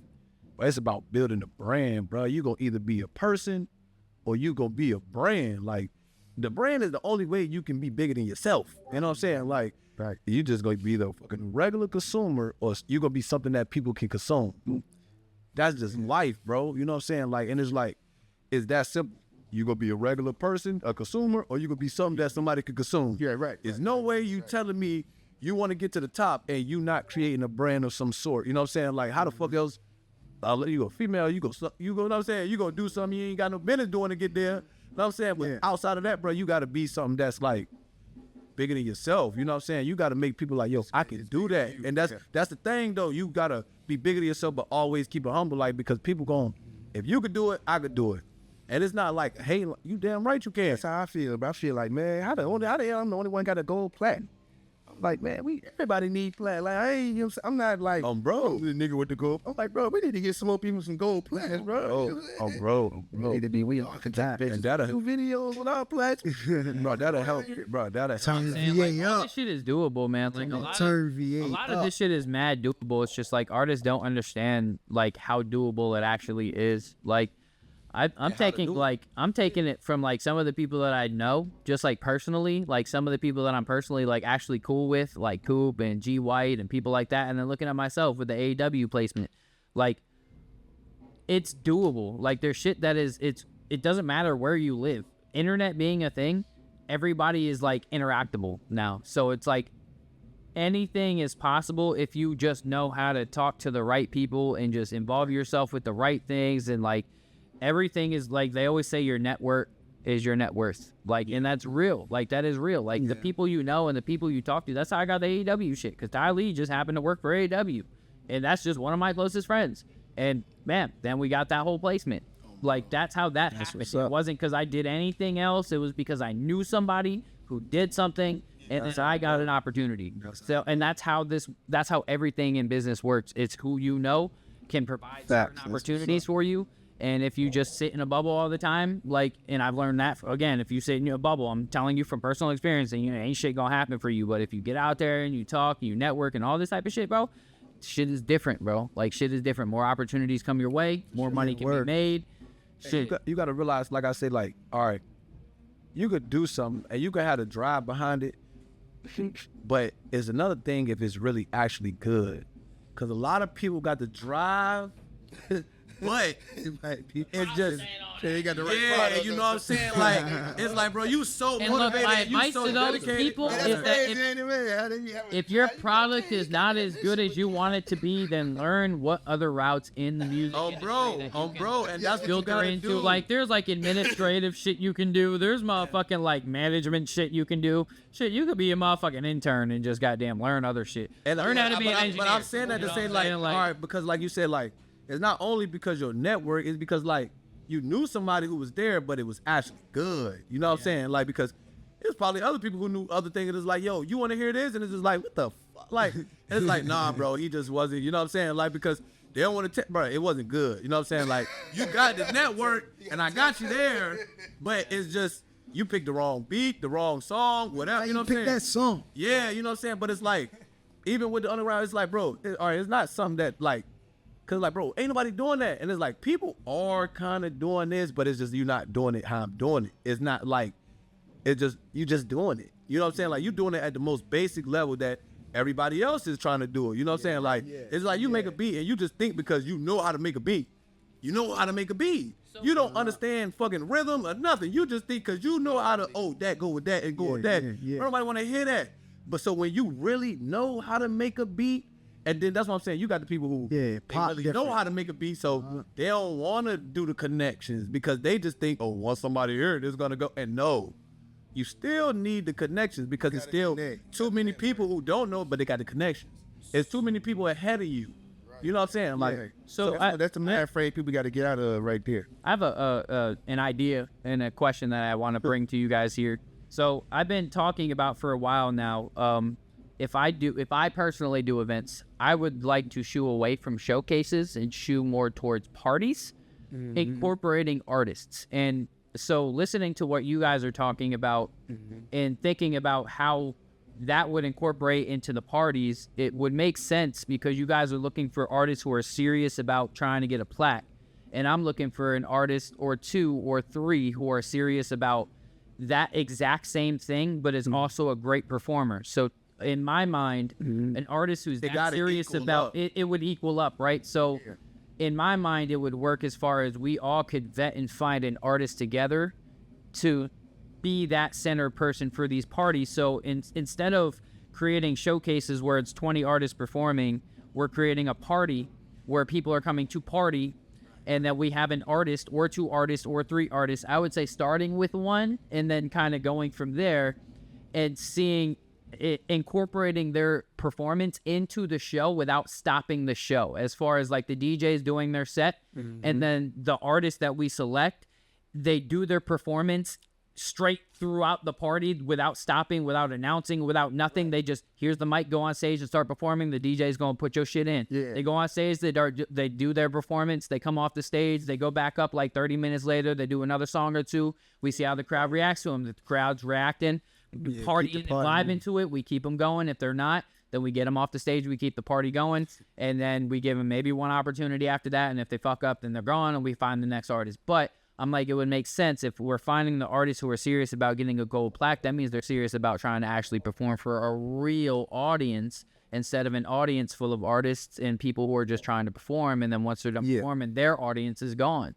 You know, by the end of the show, with a lot of these shows, there's nobody's left. You know what I mean? Right. And so, like, my thought is, instead of trying to give a whole lot of artists who aren't ready for the opportunity false hope of just, we're going to put you on a show to perform for other artists, to leveling down to the ones who are actually genuinely serious about their craft and building themselves, and giving those ones opportunities, the ones who are actually ready. Because there are artists out there who are ready, genuinely ready for the opportunity. And us as promoters are going to make the money off the party. We don't have to worry about the artist selling because we're going to sell the party. People will go to a party. Look at how Big Will got put on. Big Will, the Party King. He's gotten all the opportunities he got simply because he was throwing parties. You know what I'm saying? So, and then incorporating his music and his, you know, dance mixes and stuff into these parties. So that's how he was able to really build a big thing, just like the Jolly Brothers back in the day. They were able to get the Coliseum. The Coliseum. You feel me? So off of just house parties and all that to build up into something huge. So it's possible. It is possible to do. But the structure of showcases, in my personal opinion, and this is no offense to everybody, they're not working. They're not working to build any artists. They're working to showcase what's around, but there's so many of us around that nobody cares that much. But if you're an artist who's in the building at a party, not even realizing a show is about to be performed in front of your face, you're either going to feel one of two types of ways. One, how the fuck can I get there? Or two, god damn it, fuck that dude. Which either way is fine, because it's still, how the fuck is he there and I'm not? Or she there and I'm not? You know what I'm saying? I think it would work. I think it could really work to really build artists, and you can do consistent parties, especially if you have a good partnership with a nice club or whatever, and you can throw successful parties without violent shit, without a bunch of bullshit, a bunch of ratchetness. Like, you have good parties. I think it could work, man. I think if you do some dope ass themes, like, you know, themes that people ain't pajama parties, fun parties, motherfucking EDM type parties, like bubble party type, all type, you know, different shit. Exactly. You know, like, you have like these different vibes, and then you No, that's great. you really figure out if the artist is dope because people are eventually going to start That's going great. to the party because they know they perform. My only question, you know what I'm saying? Like, how was you gonna bring them exactly to the? Cause they gonna come to a regular party. Yeah, right. How would you bring them to a party to just like kind of not? But you already goddamn theme party. That crazy thing. That's what I'm saying. Like if you're not promoting the artist in the performance and all of that, and you just let that naturally build to, again, people are now coming to the party. Hey, is such and such performing tonight? Hey, is such and such performing tonight? Like, I'm gonna use like United Souls Band from back then. Like, and when I first started music, they had Manhattans on lock. Every Thursday, it was United Souls Band. They became the reason why people went to Manhattans on Thursdays. You feel what I'm saying? So it's like, again, this is a doable thing. You know what I mean? So we can build and act in that regard of like, at first, the party's not built around that artist until it gets to the point where we're throwing a party in that building. We have a line outside of motherfuckers who can't get in because the building's packed and they're all there for one fucking person. Like, they know who's coming out now and they want to see that person. You see what I'm saying? Like, we can build that.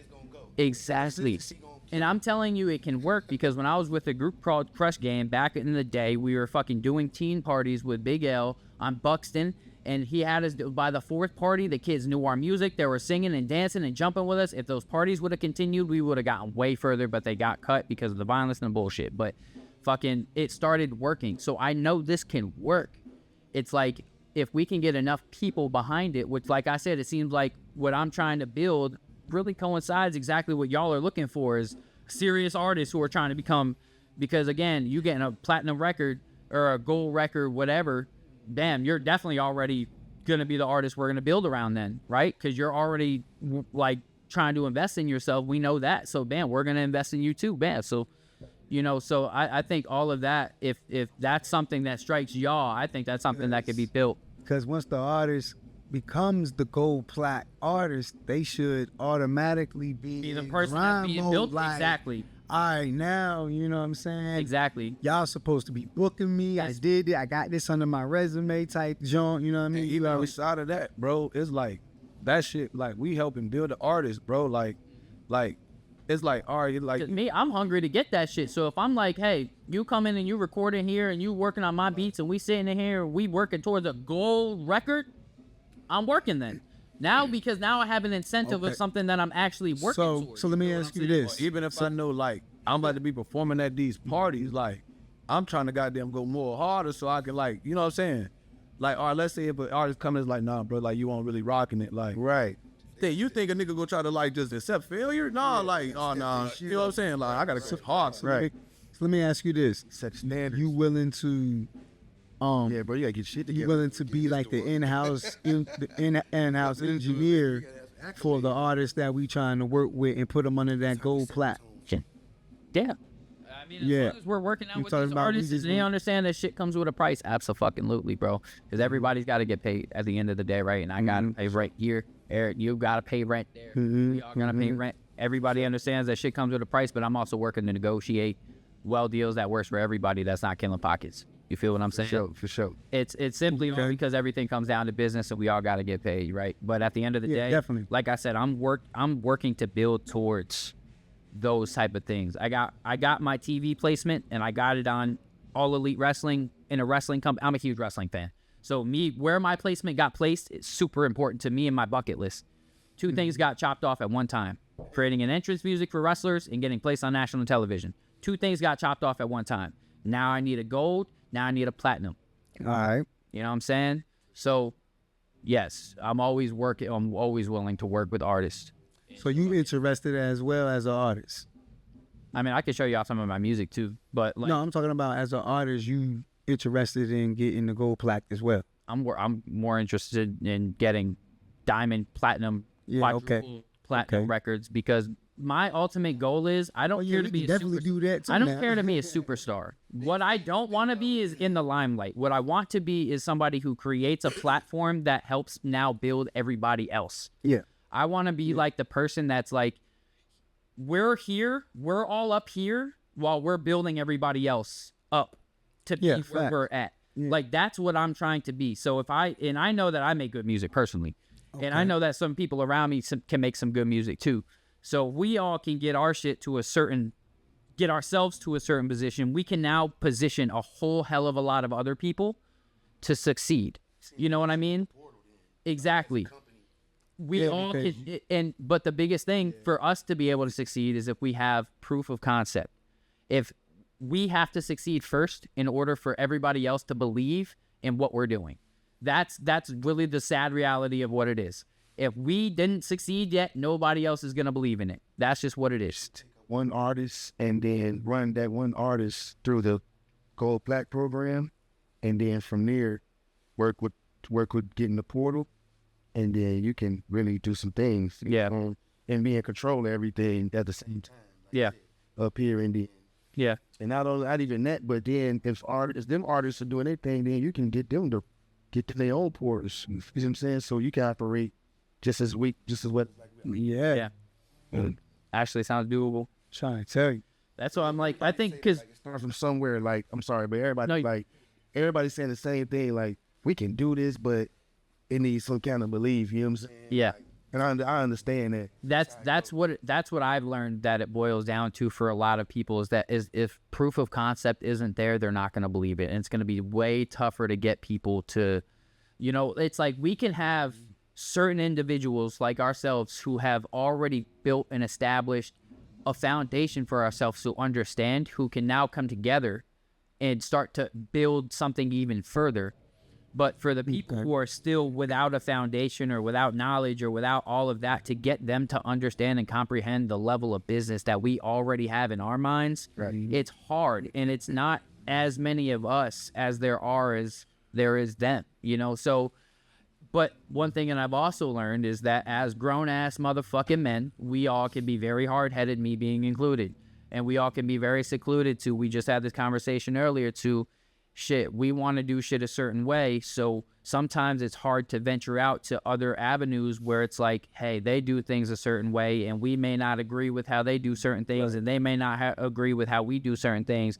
But one thing that we have to understand that is if we all have a common goal and a common ground, that we can all understand that, hey, we may not agree on everything, but we can find ways to still coincide and make it work for everybody to where we're all still reaching and getting to the same goal. We just have to sometimes put our pride to the side. And a lot of this I speak to myself because I've had to do this for myself in the last few years, is put my pride to the side of, bro, I'm not where I want to be yet. So that means that whatever I'm doing ain't fucking working, clearly.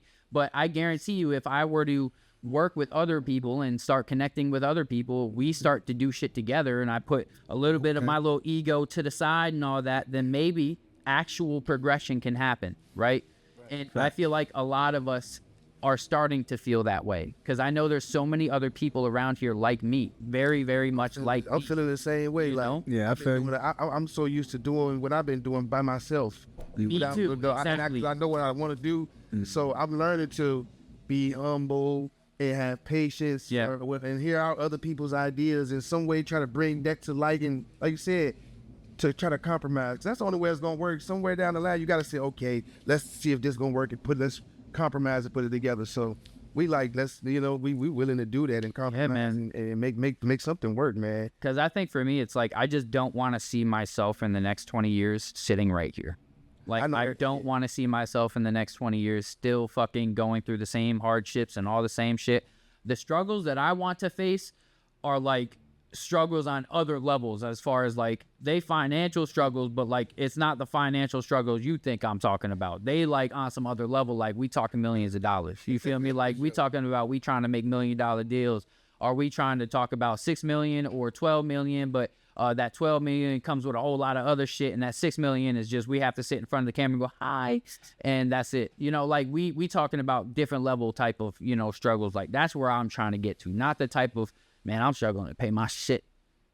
We all tired of that shit. You know what I mean? Like we're all tired of that. Like how are we gonna goddamn maintain? I want to be able to. I'm trying to be at a whole nother level. So where I'm at is like a fucking survival. That's where a lot of us are at. A lot of us, whether we want to admit it or not, are in survival mode.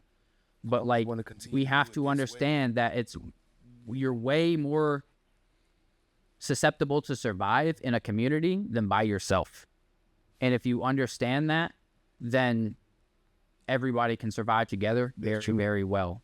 You know what I mean? Like, it's crazy for people to be in a room with like people. That's crazy. Like that's why people don't make it, because you got people that got dope ideas, dope people, but can't come together. Yeah. Like, I couldn't imagine y'all work ethic. You know what I'm saying? Like how you know what I'm saying? A lot of it has to do with money. A lot of it really, and I think like the promoters around the area, I think a lot of it has to do with money. It's how are we going to split this? And to me, it's an easy split. It's an easy. I can get 100 people. You can get 100 people. How hard is that to split? Car money, book them again, book them next week. Right. We know what the expenses are going to be. We have to hire a DJ. We have to hire fucking caterer. We have to hire this, that, and the other. That's what we both know the expenses are going to be. Everything else, now we just split. At the door, now it's just the trust. How do we build trust? Doing events, it's hard to build trust because, again, you have to risk. You have to go into this event trusting that they're going to hold their end, you're going to hold yours, and that everything's going to go smooth. That's very hard to do when you've been fucked over a million fucking times. Egos, bro. Exactly, and egos, especially with older generation of us, once we get to a certain point, it's, no, I'm already stuck in my ways. It's like this, bro. Like, since I've been goddamn doing this stuff, bro, one thing I learned about a lot of these guys is like, because I'm new to this, you know what I'm saying? Like, I just popped up with this underground Virginia shit in the last year. A lot of these guys been doing this shit for so long and they ain't found nothing that, like, hits. So you got egos, like, for sure. to where it's just like, nah, you know what I'm saying? I still got to pop first. I got to be the guy. Or you got niggas who steal your idea because, like, damn, that shit dope. You know what I'm saying? Like, I want to recreate this in my own way, you know what I'm saying? Because what they've been doing ain't been working or whatever. Right. So it's just like, you got the money situation and you got to let people know, like, bro, it's not about me or you. It's about Virginia, bro. Like, don't nobody give a fuck if you are the top, you know what I'm saying? Because that don't mean you get to run shit. You get to tell motherfuckers what to do. You know what I'm saying? It's just the image.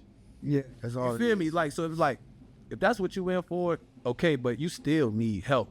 You know what I'm saying? Like, you never, like, what people don't understand, because this is why I be getting mad, is like, it's like, all right, people do that and they'll be so caught up on the ego, but it's like, nigga, if Virginia don't pop, you will never be important. You feel me? Like, if we don't get Virginia to where we're trying to get it to, You ain't never gonna be. you ain't gonna, important you know what I'm as much as saying? you You're think never gonna be You must ain't been nobody. nowhere, because nigga, you must ain't been nowhere. Like I said, when I went to Atlanta, It's like Atlanta is popping. Everybody says down in Atlanta I'm it's just way different. It's like community. It's like everybody trying to see everybody win type shit. Everybody saying that Atlanta is Another thing I went to is, Virginia was like another that. thing is why it's so easy. Why it's so easy for people in Chicago to become rich and famous, Atlanta and shit, because especially when you're from there, because these are the places that people are looking at. So it's like, once people are looking at these places, all they want to know is who the ones making the shit happen. In Chicago, since everybody killing, it's like, who are the ones killing They wanna people? go straight to That's that. why it was so easy for King Von to become famous, because once they say, this one of them, you feel what I'm saying? Yeah, of course you're going to be popping. When you in Atlanta, right. of course Lil Baby was going to become famous, because who is the fucking street niggas really serving everybody? Okay, now he want to rap. Okay, this is the one. This is the one who everybody was rapping about and doing. He was really doing all the, you know what I'm saying? Who the one is really running this? Oh, them right there. Of course they're gonna be famous, because this is where everybody's coming to. So you gotta know who really running this shit out here. In Virginia, we don't have nobody running this shit out here. There's a bunch of different people who have their own respective lanes who are doing cool things in different areas, but nobody is actually running Everybody's stuck on how in person. can we get this shit the place to be. But you know what's so cool about that though? The cool thing about the fact that there's not just one person is that gives opportunity for everybody to come together to make it a whole community thing. Like where there isn't just one person. Nowhere This is person one here, person. this person here. The problem is people want to be the fucking first person. like and That's how I look at it. Who fucking cares? you don't care, but it's like, one thing I understand, bro, is like, most people ain't good people. Like, that's just true. That's just like most people, bro. How you say like the negative energy, bro? Most people just, like, the average person think like, I'm a lie because everybody else lying, and I hate when people say that. You know what I'm saying? Like, it's just like, you don't have to be like everybody. It's like, oh, so fucking everybody lie. Like, what the fuck they gotta do with you? You feel me? Like, people are so hurt by just whatever they went through, bro. Whether they not dishing out hate, they don't really care to see better. You know what I'm saying? Like, it's like people are selfish. Like, just naturally, people are just not good people. Like it's just like you never, and that's the thing. It's rare. I don't want to say that people. I don't want to generalize all people because there's good people out in this world. No, bro. But even if it's a billion people in the world, of course it's goddamn 500 million good people. That's still not half. Right. That's a lot of people. It's not half. It's 500 million bad people, bro. And if the world was good, bro, it's just literally the world wouldn't be how the fuck the world is. Most people are just not good people. This nigga just went over there and took all their oil. He don't give a fuck. Like, bro, like, that's what I'm saying. You might be good to America. You're not shit to somebody. Like, people are just not good people, bro. Like, that's just what it is. Like, over there just stolen, like, Ain't still. ain't had it or nothing, bro. Like, You came up with some crazy excuse to be like, this is why we're detaining your ass, and then just was like, yeah, we're gonna take your shit, by the way. like, that's Really, we're wrong. just you got ISIS out here Yeah. just attacking people That's who just wrong. don't look American. You feel what I'm saying? Like, people are just not good people, bro. It's just like, at But the end you of the can't day, look at the motherfuckers at the top and say people. Like, those aren't even people anymore, bro. hell Like, no, those are dog. fucking- You go, you got those are like how fucking. many Those are people those you are some know. other motherfuckers. You go outside and you drop $20. Let's see how many people pick it up and say, yo, you dropped $20. Yeah, no, 100%. I see what you're saying. It's got Like, bad. people are It's not got good bad. people. Like, got I'm bad. telling you, like, It's if bad. it's something that they want, and I said $20 because most times it's always gonna be success. When it comes to shit that people want, the morals and codes and shit. Like, why you think everybody is just so cool with the slime shit? You know what I'm saying? Like, when it comes to shit that somebody want, and like that's like you don't know how to work to get the shit. What you think they just gonna accept not getting it? You feel me? Like, no, they gonna try to get into doing whatever kind of it takes. You know what I'm saying? Like, people are just not good people, and that's what I'm saying. A lot of people, you just don't have the ability to just keep trying, or it's like I say, just still keep trying even after all the failures. Because sometimes when you take failures, that's when people get to like, man, fuck all that good shit. You feel me? But I just like to answer your question when you was like, how can we get like VA together and structured? I just feel like what BMG is presenting, right? And once, cause you know how VA is, you know what I'm saying? They watching, they sitting back, you know what I mean? Yeah. So once that one person get that plaque and be able to present it, you know what I'm saying? I feel like that's when we're gonna get more serious inquiries. Yeah. People really gonna take it more serious because it's visible now. Like, okay, we seen it, you know what I mean? And then once they see that, like he said, once the artists get the gold plaque, we still gonna work with them to help them, you know what I'm saying, furthermore the career with the gold plaque and teach them that language. We just need the... So that's how we can get all VA together once everybody be serious and finally tap in with us and we put them structurally through the portal and get them right and they get the gold plaque. I think that's how we can need the test subject, bro. You know what I'm saying? We need the test subject. That's what we need. Because then the promoters gonna have to change their whole structure. They gotta change everything Like, now. something Because if you're not accommodating these artists the way you're supposed to be accommodating Book them them, and pay them, bro. you know what I'm saying? You're supposed to be taking care of these artists out here, especially if you know, like you said, these artists want to come out and the promoters, you know what I'm saying, charge them to get the bread or whatever like that and stuff. I mean, if you know that this artist is like that and can produce that type of crowd, treat him right, book him. Damn, put him in a sprinter van. Pay him. Treat him like he want to be treated, like a real artist. Right.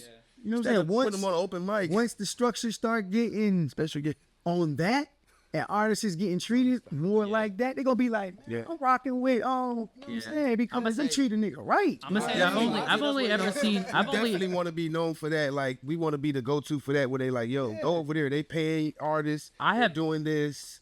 We want to definitely be that. I've only ever seen, so far in my whole like 11, 12-year career, one artist actually be treated like an artist. And now this is just from my experience of what I saw visually with my eyes. So big shout out to Sin and that whole team over there. what's the studio name? I'm so shitty for this. I'm so sorry, but Some out. with the VC and Mac. Nah, not G-Man. The VC and Mac is the artist. So They're fucking goddamn. What's the studio? They're over in Virginia Beach, across from Guitar Center. But they did a album release for her, and that whole, first of all, the venue beautiful, the whole party, the whole event that they set up for her, beautiful. I brought the podcast station out there and I just did interviews and shit. But like the whole venue, the whole setup was dope, and they treated her like an artist. They got her fucking a hotel right near the venue. Had her fucking just treated her like an actual artist. Right. And right. so like, right.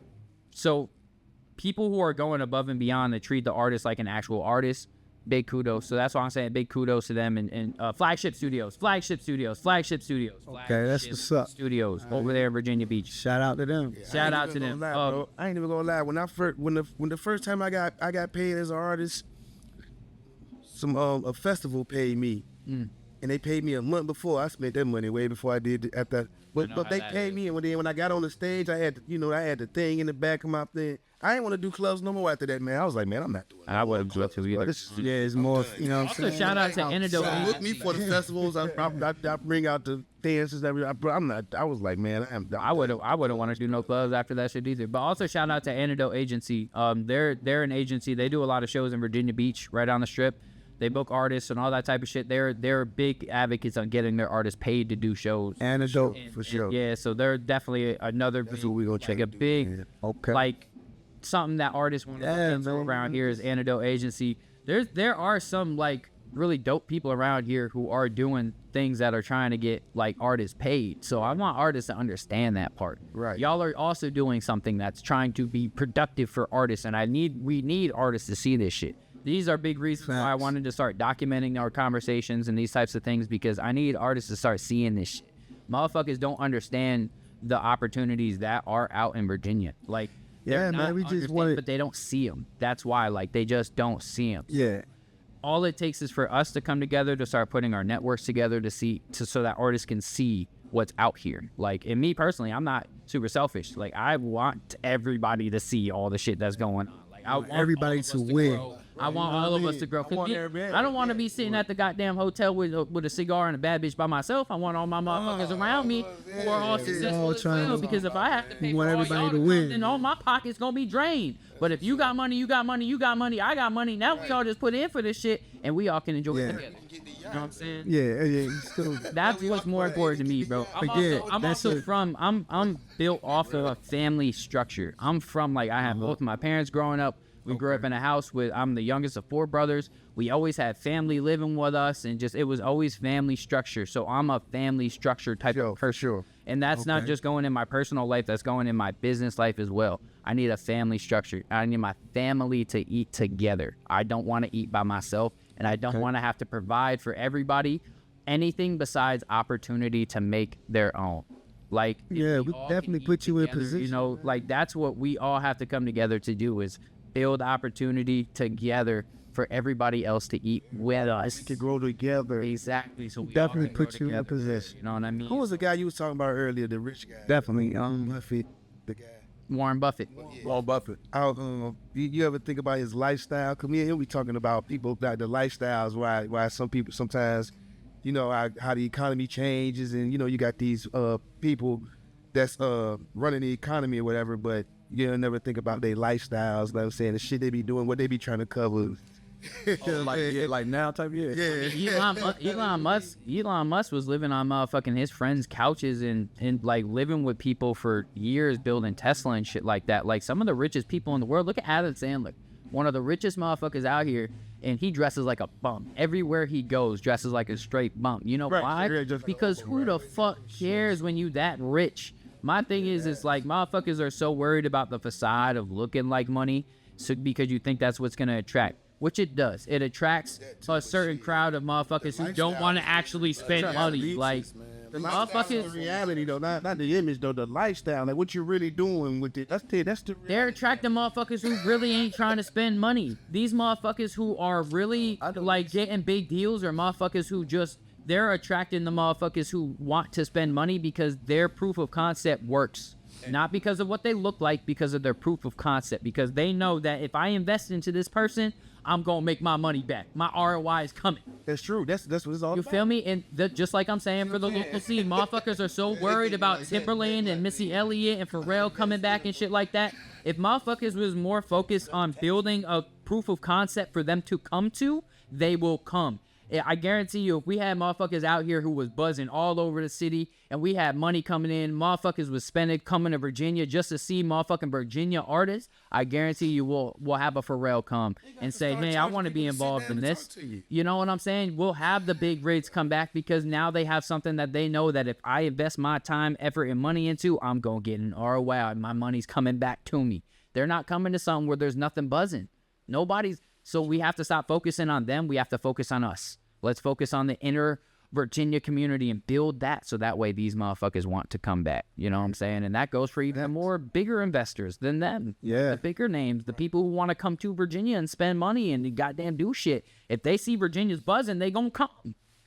That's why What happened in the That's why I built that for the culture on the 757 for the culture joint, that platform, bro. It was like, I'm talking about, and that's one thing too, because I can sense that you love doing what you do, you know what I'm saying? So it's like you gotta enjoy it. So I made a platform where I'll take your music and just promote it. Who is such and such? Who is this? Who is such and such? Who is, you know what I'm saying?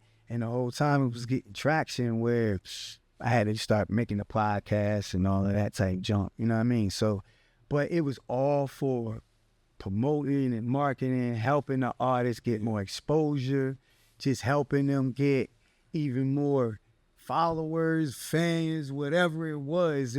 I ain't want no money. I wasn't asking for that. I was the one taking your music. I would go look at your stuff and take your music and promote it on the platform and just pump it and just, you know what I'm saying? So, you know what I mean? It's like how you were saying, like about you want everybody to win, and this is what, you know what I'm saying, like more people need to be tapping into. So, yeah, man, we just basically having this discussion about the BMG situation because, you know what I'm saying, like I said, at the end of the day, we just want everybody to win. And we got this portal, we got this gold plaque that I don't hear nobody talking about. I don't hear VA, I don't hear nobody having these resources. So, you know, we feel like, why hold them? Why, you know what I mean? Like, nah, let's introduce this to Everybody. VA, 757. Let's start it off with 757. And that it's like it ain't even no regular like out here.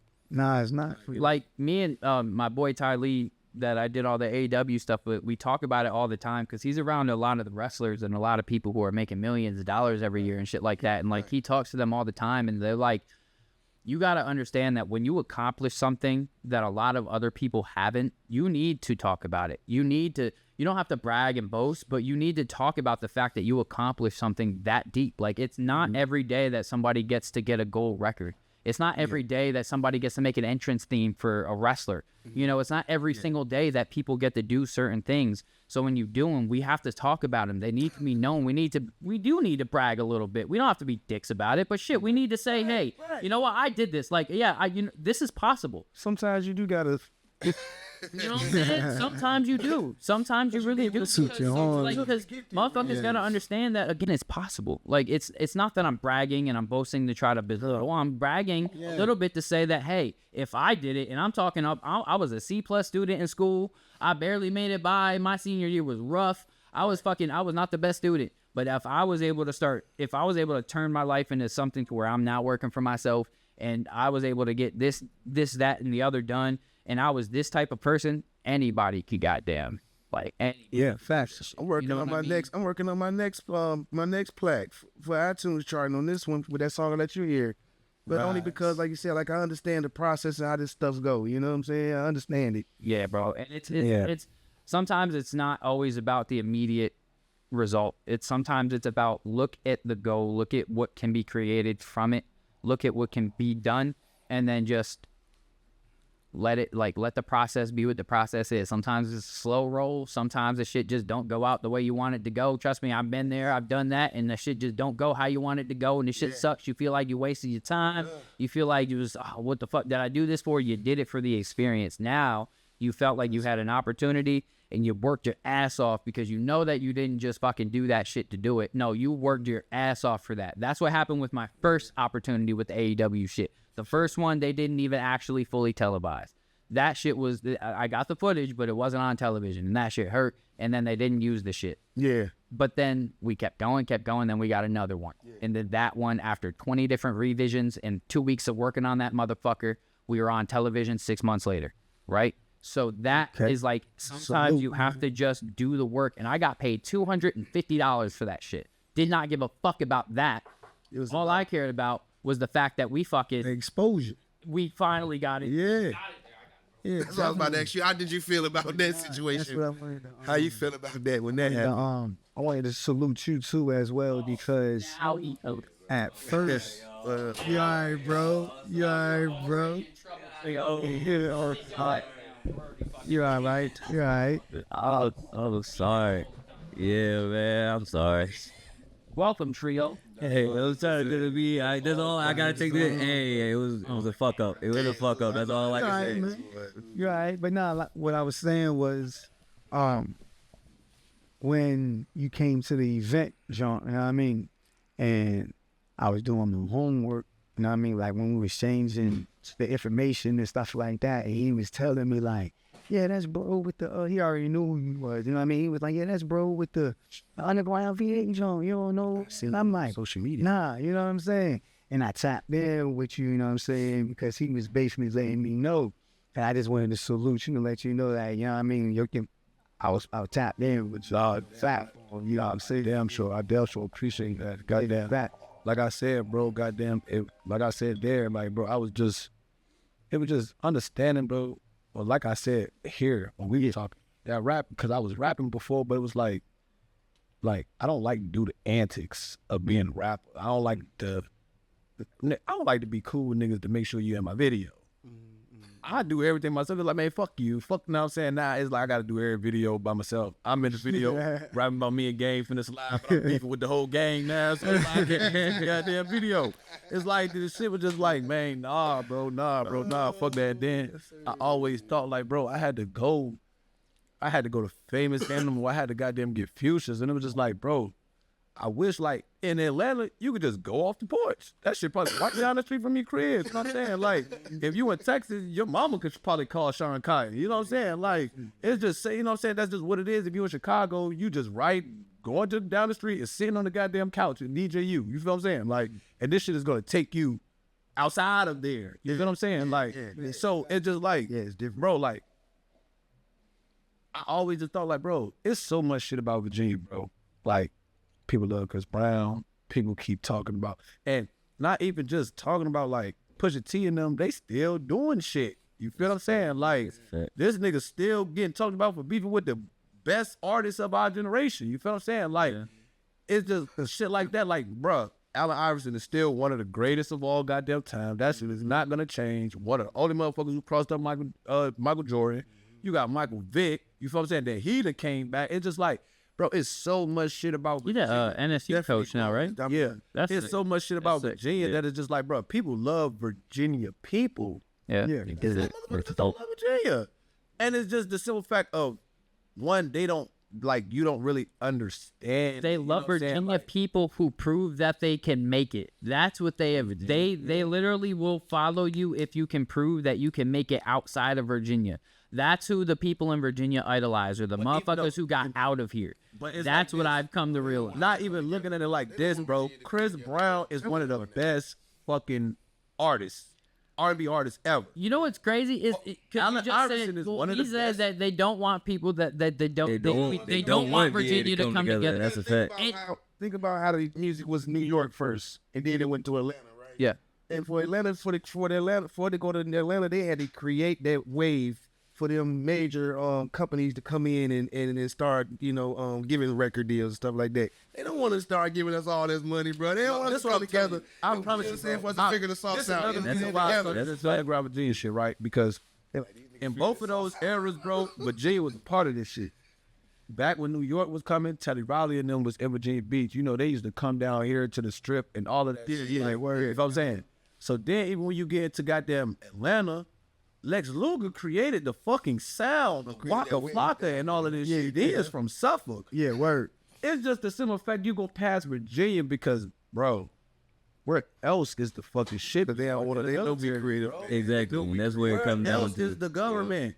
They're right here. You feel what I'm saying? Like, niggas is scared of the government. You know what I'm saying? And we a They Commonwealth don't state. get that. All of this shit, they that. You feel what I'm saying? Like, that's just the small DMV part. You feel what I'm saying? Like, and people don't understand, like, they'll think, oh, like, the army and the ships here, like, nigga, they own, like, we don't look at them as the police. They not the fucking police. They have jobs to do out here. I feel like they You know what I'm saying? But it's just, blackballed at one time. because of the simple fact, this is the state, bro. This is the state of law. This is the United States, bro. You feel what I'm saying? Like, and it's like, that's what I'm saying. The farther you get, the less you have to deal with this shit. You go up to New York, you go down to Atlanta, you go all the way to goddamn California, you go to the south to Texas.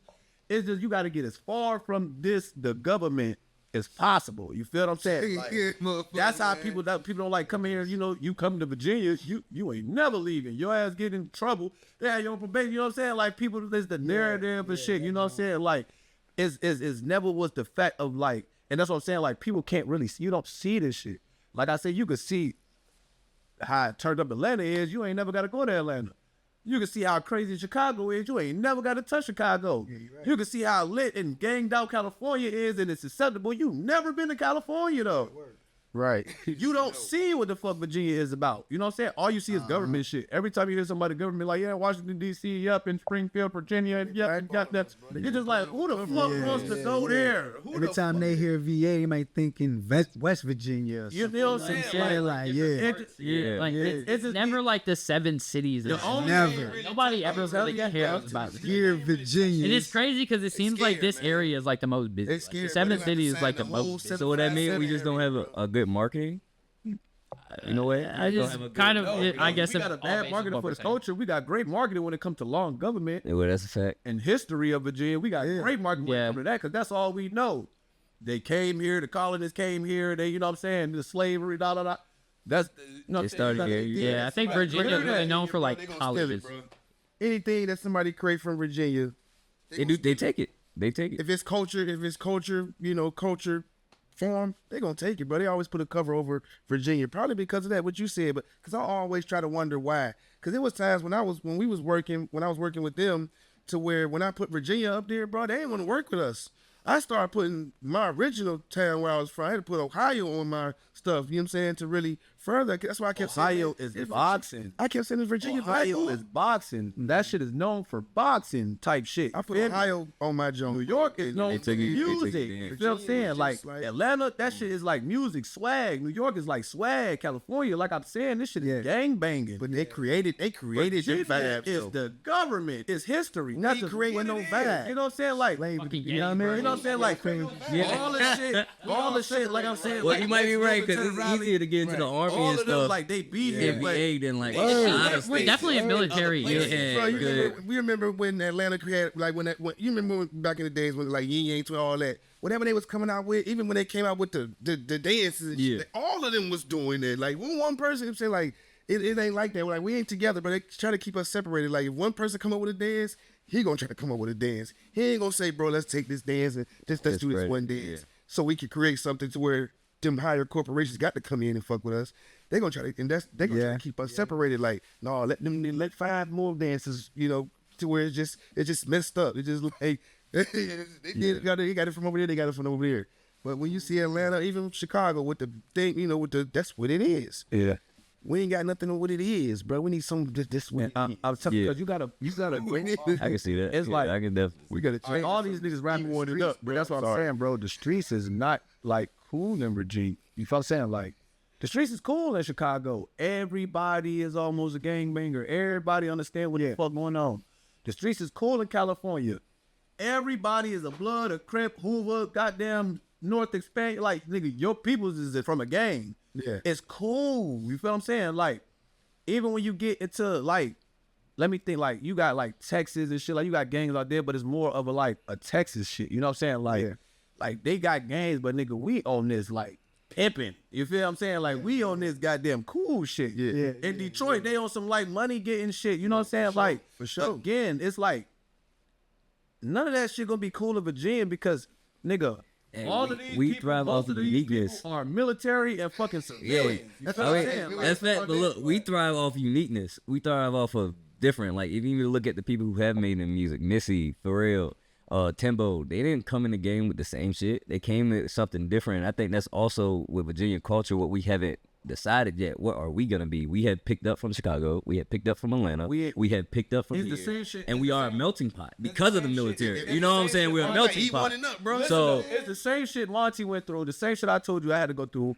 Virginia has been spending years trying to figure out, what am I? we're unique. That's what we got. We're unique. We are greatness. It's in your you fucking feel me? face. Michael It's not Vick, just- like you were saying, we Michael not Vick for AI. music, we not for music. Yeah. We're not for sports. We're not, bro. We got the greatest president, George Washington. We got the greatest musicians. We got fucking Chris Brown. We got, even when you get to the clips, you can throw the clips in that motherfucker. We got the greatest. Oh, and throw in Mike Tomlin. We're gonna keep on saying that 'cause he's from Hampton. Newport News. Hampton. Oh, the Hampton. Yeah. You want to know what's fun? Who said Hampton? A lot of them Who guys said Hampton? that's corporate guys like it's them greatness, though. QC It's labels. greatness, Them though. are black people, man. You know what I'm saying? Them black guys, bro. Them labels. A lot of them corporate labels, bro, are black people, man. You know what I'm saying? Like, why we can't do it, bro? Now, do we have a corporate label? You gotta make. You know what I'm we need to saying? make. We need to turn up with need corporate. one. You gotta. Like, You gotta stop trying to. The thing is, you gotta stop trying to like. It means one thing when that's not what we are. You feel what I'm saying? Yeah, gotta we- be yeah. exactly what this shit is. Like, and that's why, like, even if you watch my intro to the Underground Virginia, I go from fucking history to music to sports to Italy because, bro, you like, bro, you gotta mix all this shit in. We gotta make all this shit cool. You feel what I'm saying? Like, nigga, history cool because it started here. Nigga, goddamn, the United States is cool because, you know what I'm saying? Like, George Washington, like, nigga, even with that, it's like the same George Washington. Bitches is shaking their ass with George Washington. They shaking their ass for Virginia. That's how you gotta look at it. They not shaking their ass for the slave, you know what I'm saying? They shaking their ass for Virginia. You feel what I'm saying? That's just what it is. That's the truth. You feel what I'm saying? The old love of Virginia, nigga. You feel what I'm saying? Like the hundreds and Franklin is cool. Cause Virginia for They gonna lovers. shake that ass for a Virginian. You feel what I'm saying? No matter what the case is. So it's like you gotta make it cool. You feel what I'm saying? Like you gotta make it like, damn, when he said like that, look at, I want to see. So you gotta put it like this. Virginia is the place to come because we got the beach, we got the country, we got the city. In 30 minutes of each other, like, nigga, what you talking about? Like, Virginia got the Crazy most. that the motherfuckers who ended up making it out of Virginia gotta be recently upset. would be like Shabuzi and Tommy Richmond, and they're not even from they're like from fucking Woodbridge. And Again, like these are like different parts of Virginia. Like Seven Cities, I feel like is just a cesspool of so many fucking people. It's just like, how is this part of Virginia not relevant? But Woodbridge, Virginia is because that's where they came. Like that's where they came out of. we Like, haven't had one. how we have so many people here and so many artists here that it's like, Except for Baby Dre, like, he was from Norfolk. No, he from Hampton. He from Hampton. You don't even know Baby where to Dre. start. And when it comes to the 757, what the fuck are you looking for? Another Allen Iverson? Another Missy Elliott? Another different. You don't even know what Another the fuck different. you looking for. And then they got the boxer now just come up out of Keyshawn Davis, you don't know. They changing up some boxer with. It be on shit like you just gotta let the motherfucker gonna come from here. Like, somebody great gonna come from here again. We don't know what they gonna be. It might be the next president. We don't know what the fuck they might be. Or would it be from we here. haven't But great decided people just yet. be coming from this motherfucker. We don't know. Boy, it might be a fucking the greatest baseball player. We don't know when it comes to these people. But just somebody gonna just pop up and just be great. Like these motherfuckers right here, it just something gonna happen. That's what I'm saying. Like even with Keisha, bro, that nigga was caught like a couple of years ago. Nobody was talking about him. Now he's one of the best boxers. Yeah. in the game. You know what I'm saying? Like It was grabbed away. it's just like it's gonna grabbed just the whole town. show Still take it. Yeah. it's just gonna show up, bro. You don't know what to really lock in on because you don't want to miss out. You know what I'm saying? On the next thing, like it's just like damn, it might be a rapper, but hold on. It might be a rock star. Like, who the fuck knows, bro? Like, who knows? It's just too much shit to focus on. That's why I'm saying, even when y'all talking about that, I was about to tell y'all, Everybody, you know what I'm saying? I don't even think you should focus on one artist, bro, because it's just, too much different Too much talent. shit. You feel what I'm saying? Like it's like that's what I'm like. we should focus on need, like, different a good- genres. Right, you think it's Like, yeah, you need like a collective of artists that are very different from one another. Like you have the like street rapper, then you have like the melodic rapper, then you have we like the kind definitely of gonna do poppy that. singer, So we then need a you have label. like the soulful singer, then you have the That's rock basically what it band. is. We need Like, an official have V8 a- label. Yeah, like a good fucking but that's collective of definitely artists who are where- just fucking. yeah. Cause I was even saying that name one place like NVA where you can go and probably get like some job in the music industry. Like you said, bro, There's not too much. You can't name something. If you go to Atlanta, they can say, hey, go to this label or go to this spot or go here. You go to New York, you can say go to this spot, go to this spot. Just for a simple job in the music industry, there's nothing you can do. This is just made up. Hey, this is what I do now. right? People go to LA to try to get.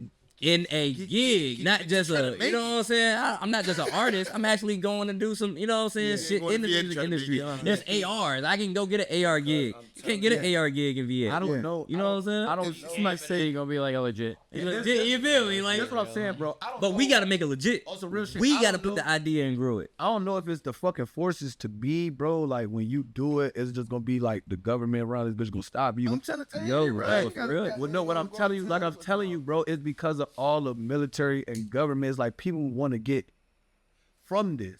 It's gonna take us who don't care and we understand all of this shit to make this shit happen. You feel what I'm saying? Like, why the hell you think they haven't brought the team here? It's gonna fuck up the traffic of the military and all of this other shit. And that's what I'm saying. Like, you got these veterans and all of this shit that people that want peace. It's like they are scared for. You know what I am noticing? You're right, Turn it bro. up. They ain't gonna want to turn this town raw. Like it's Company town, bro. They want to keep I it do wanna- military. I do Scared want to to turn start it giving up. For the E1 and up, bro. You know what I'm And saying? it's only gonna take. Pardon me, I'm about to let you know. It's only gonna take people like us, real Virginians, that's like, nigga, we not going nowhere. Either we gonna accept this shit or we gonna change But it. y'all gotta accept us. We gotta We work are together. not going nowhere. We got to I work wanna together. I want to give some credit to a lot, like, because I'm starting to see a lot more of like food creators and shit like that a lot in Virginia, like in not just food creators, but like activity creators. Like they're just going around and finding cool shit around Virginia and like the 757 to do.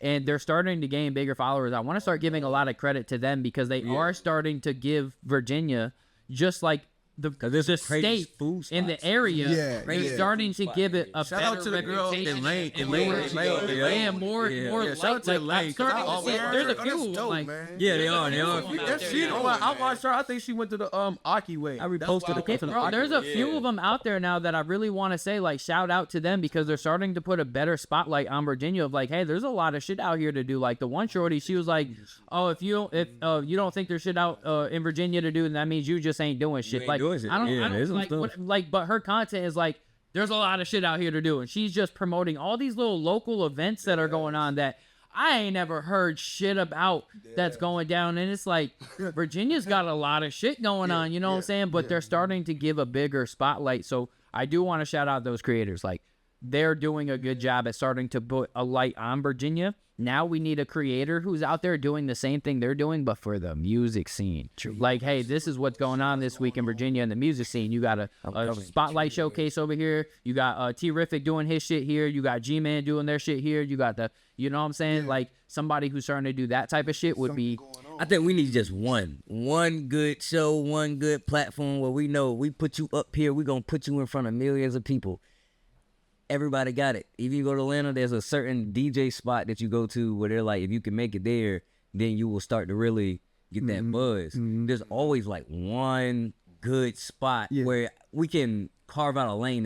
If we said, all right, somebody come to you and say, hey, I want to be an artist, what is the lane that we could give them in VA to be like, hey, you hit this person, you hit this person, you hit this person, you can be able to make it. We don't have that lane. You know what I'm saying? It's really a hit or miss. It's like, all right, I gotta try here, I gotta try here, gotta try here, gotta try here, gotta try here, gotta try here. Honestly, Other than that Capri, is- I'm gonna get her flowers. Other than Capri, she's the only one that I'm really seeing that is like really, really big with it. That is giving people that extra little. If You know what I'm saying? I think if we, this is something honestly all of us or any of us could take into accountability of like if we can become, if I think if the music scene has one of those creators who are like going around to the different showcases, showing what's going on and saying, you know, hey, music creators, if you're wondering what's going on around the city, this is a show that's going on. I just went here and I checked it out, just like how the food creators are doing and all the spot creators are doing. Do the same thing for the music. That would be vital for the music scene, and that'll also create a person who is now like a critic in the music scene. That would also create more of an incentive for motherfuckers to really want to start showing out for these events and doing bigger events, because like now you have to have the fears, is that critic about to come to my shit? Because if they say my shit's whack, motherfuckers ain't gonna fuck with it, but if they say my shit's dope, my shits are about to start going up type shit. That's possible, because these places, like, these people are changing businesses like everything. Like, there's businesses around here, like there's this spot that's like 90s theme right down the street over there where the old Queensway used to be. That spot is dope as fuck. I found that shit on Instagram from Shorty shit. You know what I'm saying? Like, you said what? This is 90s thing. Yeah, it's like, it's right over there. You know where the AMC theater is, down off of Big Bethel and shit. Right across, there's like that little plaza shit. There used to be a Queensway there, but now it's that I can't remember what it's called. But a drip and sip or something like that. But it's like a 90s theme shit. It's dope in there, and their shit was good. You know what I'm saying? But like, I learned that from one of those creators from Instagram. You know what I'm saying? That's how I found out about that place, and that's how a lot of other people are finding out about a lot of other places. And a lot of these showcases and shows and opportunities can be showcased now if we have more creators based on like, hey, this is what's going on in the music scene. Now that's also putting a bigger spotlight on Virginia, because now there's creators going around vlogging what's going on in the scene. Now that's putting a bigger spotlight on Virginia's music scene, which will now bring more attention. You know what I'm saying? Like, that's now, I think, what we need, though, is that fucking music vlogger critic. I think we do need an advocate, though. Like, we need an advocate, like somebody that is like a Missy Elliott, to be involved in the scene, to give, like you said, like, if somebody come to this show, they know like these people gonna be there, and they ain't got to give a major opportunity, but at least they get some opportunity. You know what I'm saying? Like, we don't got that. Like, if you go, I've been to shows in Atlanta where the Grand Hustle, You see all of they do shows and stuff, like, you know what I'm saying? Like, you really feel like, hey, I can get an opportunity. I can make for real. And all you gotta do is just go to the open mic. You know what I'm saying? And the advocate to really grow it too. You know what I'm saying? I believe like start going around, and like I said, like in a way, and not in a bad way, but definitely growing, striking a little bit of fear in motherfuckers' goddamn hearts. Like, shit, is this person gonna come up to a show? Like, gonna pull up, and if they do, this might make or break my whole shit. Like, if there's like a Keith Lee, like Keith Lee became super popular with all that food critic shit. He would go into somebody's shit, and then the next day they're just slam with people if he had a good review of their shit. If we had somebody around here doing that shit with the music scene, I guarantee you the promoters who are out here doing the shows and shit like that, their shits would start just skyrocketing the second they see that somebody was like, oh yeah, this was dope shit. Yeah, you know what I'm saying? Like, I think like that's the plan, but like even with Keith Lee, it's just like even with that, I understand, like, it's just every interview is just a step closer. You got to just build that shit. You got to build your audience. Like, you got to build your audience. You got to build your content. You got to build, like, you just got to wait for people to catch on. Like, it's just, that's what I'm saying. Every event, every interview, every shit just. And that's popping out. Somebody's got to be able to pop out and pull it together. They got the idea. I want to say this. Like, me and him been having discussions about the services that we got and everything. And it's always a question of whether somebody can acquire the same thing we got. But for us to get these services and get the stuff that we can present, like I told you a story how we was dealing with Sony. We had to do all of that stuff. Like, we had to go through all that, and then we had to partner in with them, and then we got a better deal from them. You know what I'm saying? To get all that. So, man, you can do it, but you got to go talk to them and try to get. You got to try to get. You get them to come. You know, like we built. But that's also. That even comes down to that. Do we have like a grandfather company that we can go to instead of having to go to these people? You know what I'm saying? But that's something we have to build, or we're going to continue to have to go to these people. You know what I'm saying? That's what I'm like. I feel like the only way that they're going to come is if we home grow something. Like, if we grow like a Motown, like if we grow like a fucking they're gonna come straight to us. Atlantic Records, if we grow something that exactly is building stars. And again, if we're proving the concept of Virginia does have stars, and this is a place that can build stars, nobody is gonna want to invest into something that is not proven. That's fact. Like, if they don't think that they can make money, if they're not certain that they're gonna get an ROI, they're not gonna want to invest. And so if we can build that internally, which I think is very possible and very doable, because although we may think Virginia doesn't want this, Virginia does. I talk to far too many people who are all in the same boat, on the same page, who all feel the same way from a whole lot of different avenues. everybody label, feels the one same sound. way. It's all One about band, now one it's sound. us getting together and When I doing say that, I something don't about it. mean, like, I know a lot of people who want this for Virginians, but you have to understand, like, all right, even in Atlanta, all the like, bro, it's a lot of industry money they found. It's a lot of like, they built that part. like even the people who become industry here, like they might live here, but they ain't popping out. They kept popping out where the industry money They is. popping out, bro. You Yeah. feel what I'm saying? So it's like it gotta be a reason why it's so many industry people here, but industry money is not floating around here. Because it's E1 and up. It's not like putting it's it not back about out here. the regular people.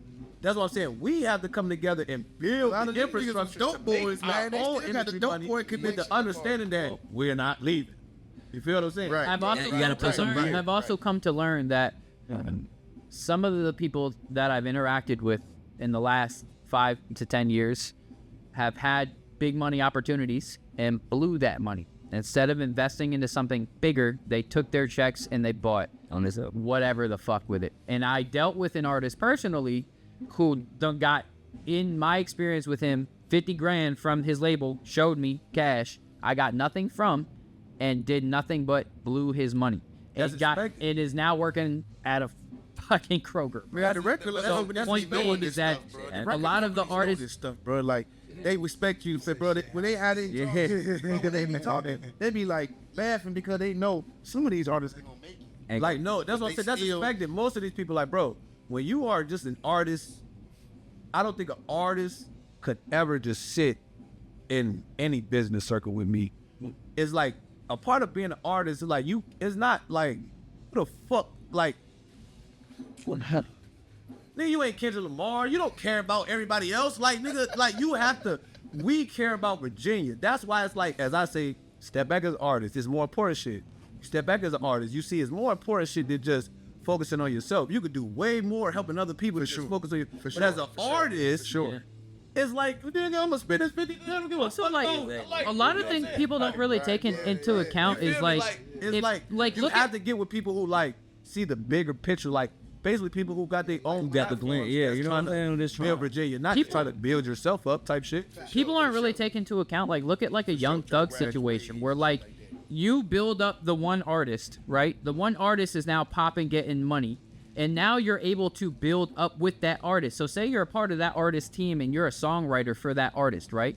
But you're also super talented and have all the same skills and capabilities this person does, just haven't gotten the same level of success yet, right? But you're a part of that team. So now this artist is way up here, right? Now they're at a fucking super high level. Now you can have the opportunity, because you were in those rooms all those times, to where they're like, hey, get in the booth.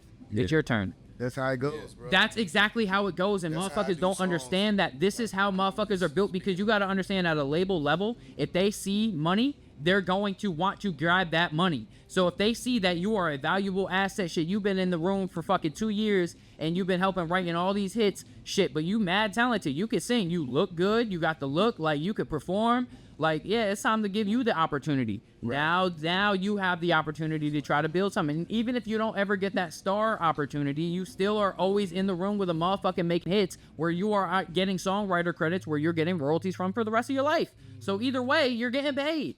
So if you never get to that point of stardom, that's because you were never meant to be there. But if you get into the room with the person who was the star and you help build that person, maybe that's just the person you were meant to be. Me personally, that's who I feel like I am.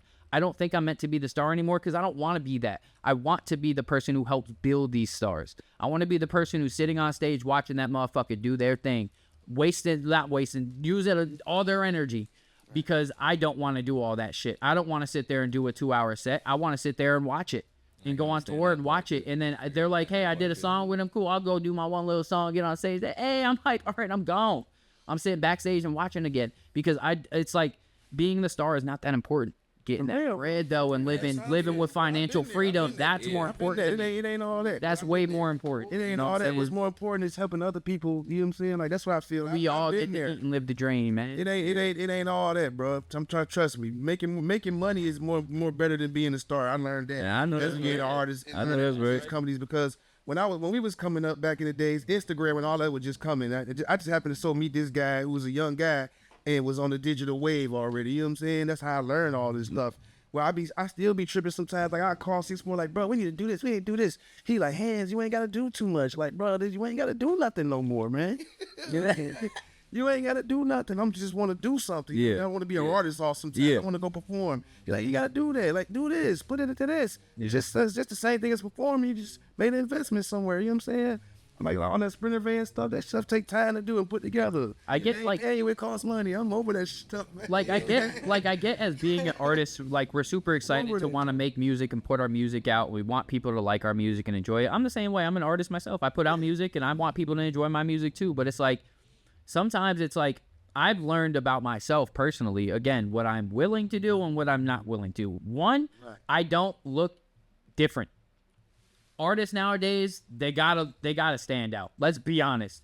All the artists that you're really seeing pop out nowadays, they stand out in some way, shape, or form. Like, they look different, or they got tats all over, or they got piercings, or they got hairstyles, or they got clothing styles, or they're all looking crazy these days. I just don't want to do all that shit. That's right? another thing. The game to change, man. I like you said, like when you have It all personal matters. growth.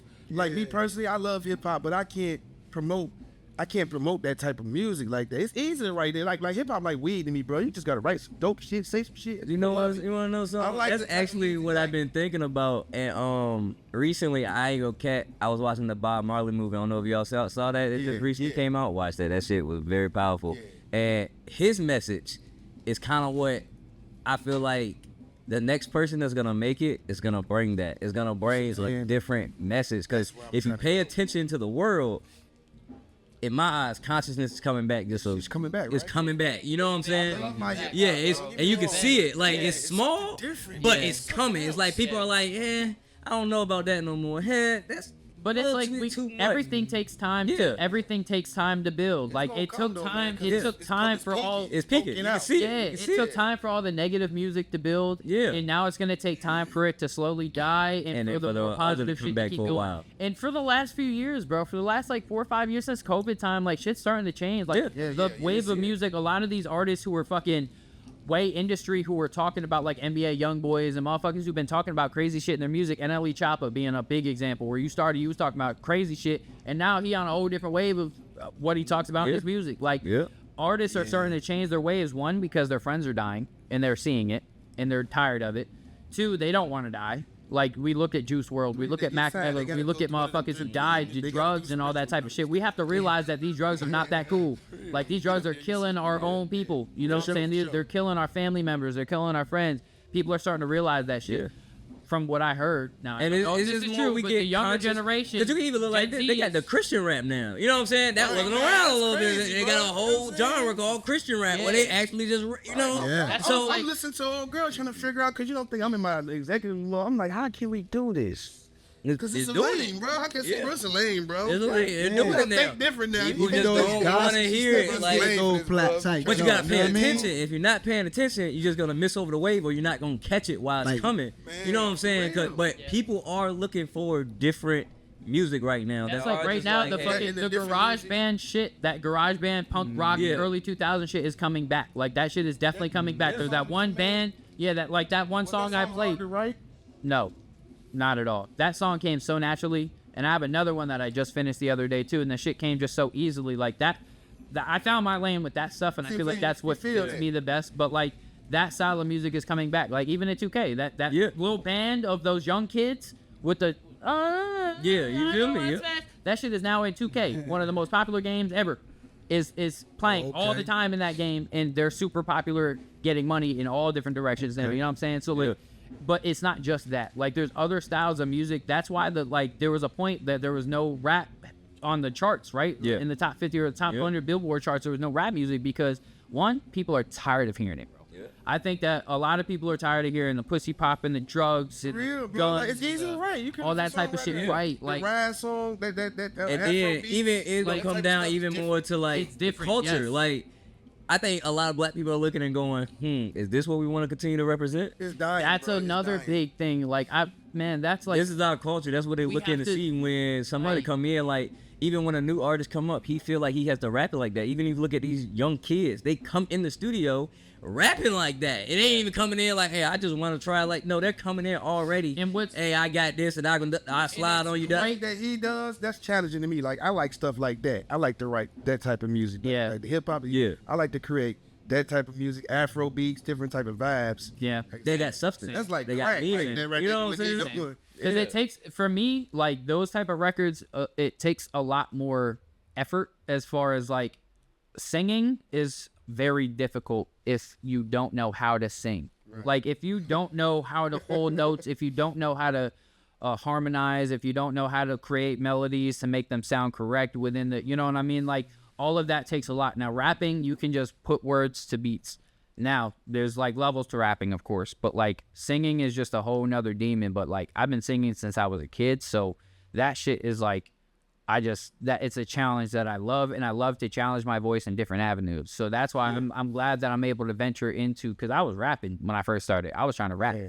And Yeah, but thought that's you make a just, dope song like that. yeah, like when I first started, like I've always wanted to make like rock songs and Afro beat type songs. Like I've always wanted to make the songs that I'm making now. At first I was just too afraid, but now I don't give a fuck. I'm trying everything. If it sounds good, if it don't. And I started listening to Bob Marley, listen to that. And what? And then I kept saying, man, I can do this, man. Yeah. You know what I'm saying? And then I put it together.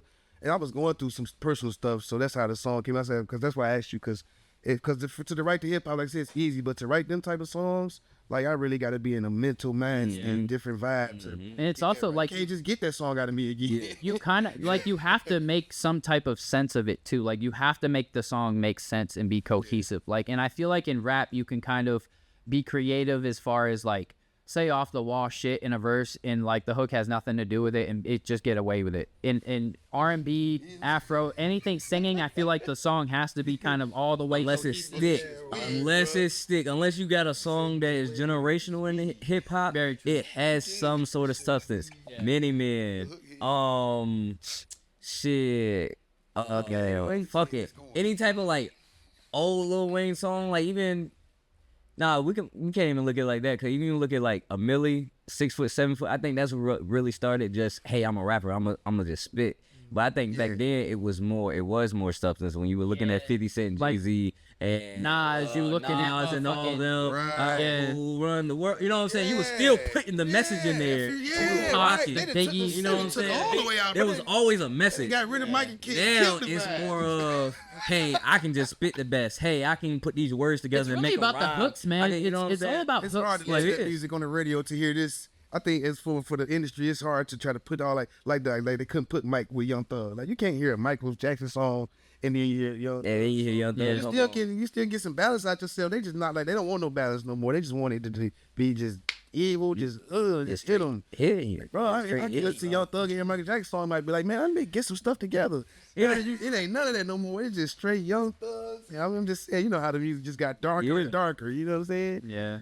But that just shows, you know what I'm saying, just the consciousness It of ain't what no like no our more. kids are hearing. You know what I'm saying? What they're like drawn to at this point. You know what I'm saying? Like, cause as much as we are parents and you be like, hey, you know what I'm saying? I don't want you to listen to that. Let's be real. When you was a kid, you did not give a fuck. When your friend played that song or it hit right or you just was, you know what I'm saying? Like around I know it, people, boy. that's what hooked you. And then you just started listening to it. So it wasn't just like your parents, you know what I'm saying, put you on to this. Nah, this is just what the culture loves. This is what we, you know what I'm saying, bump. So at the end of the day, if that's what we're bumping, then friends and everything, they're gonna bump the same thing. And that message is just being carried.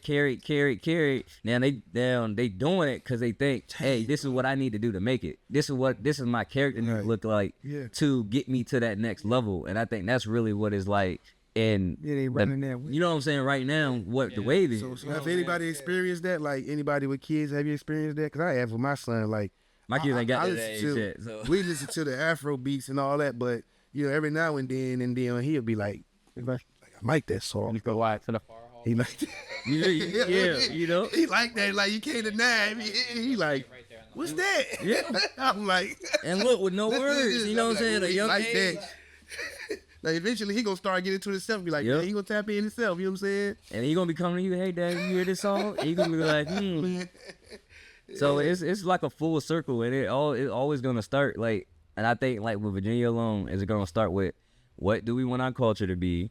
Where do we want to start? What's the starting point? Like everybody got their own thing, but what is the starting point as a collective? What is that starting point? Are we gonna build something together, or are we gonna support the biggest one that's out? Like I think that's where it's gotta be, because if we're gonna build one together, then that's great. But if we're gonna just pick one, all right, this is the highest label or whichever we want to call it that's out, we need to pick that one and push them. You know what I'm saying? Whether it's us supporting them in any way, whether it's us, you know what I'm saying? Something has to be like. I feel like we should build from scratch, but also, you know what I'm saying?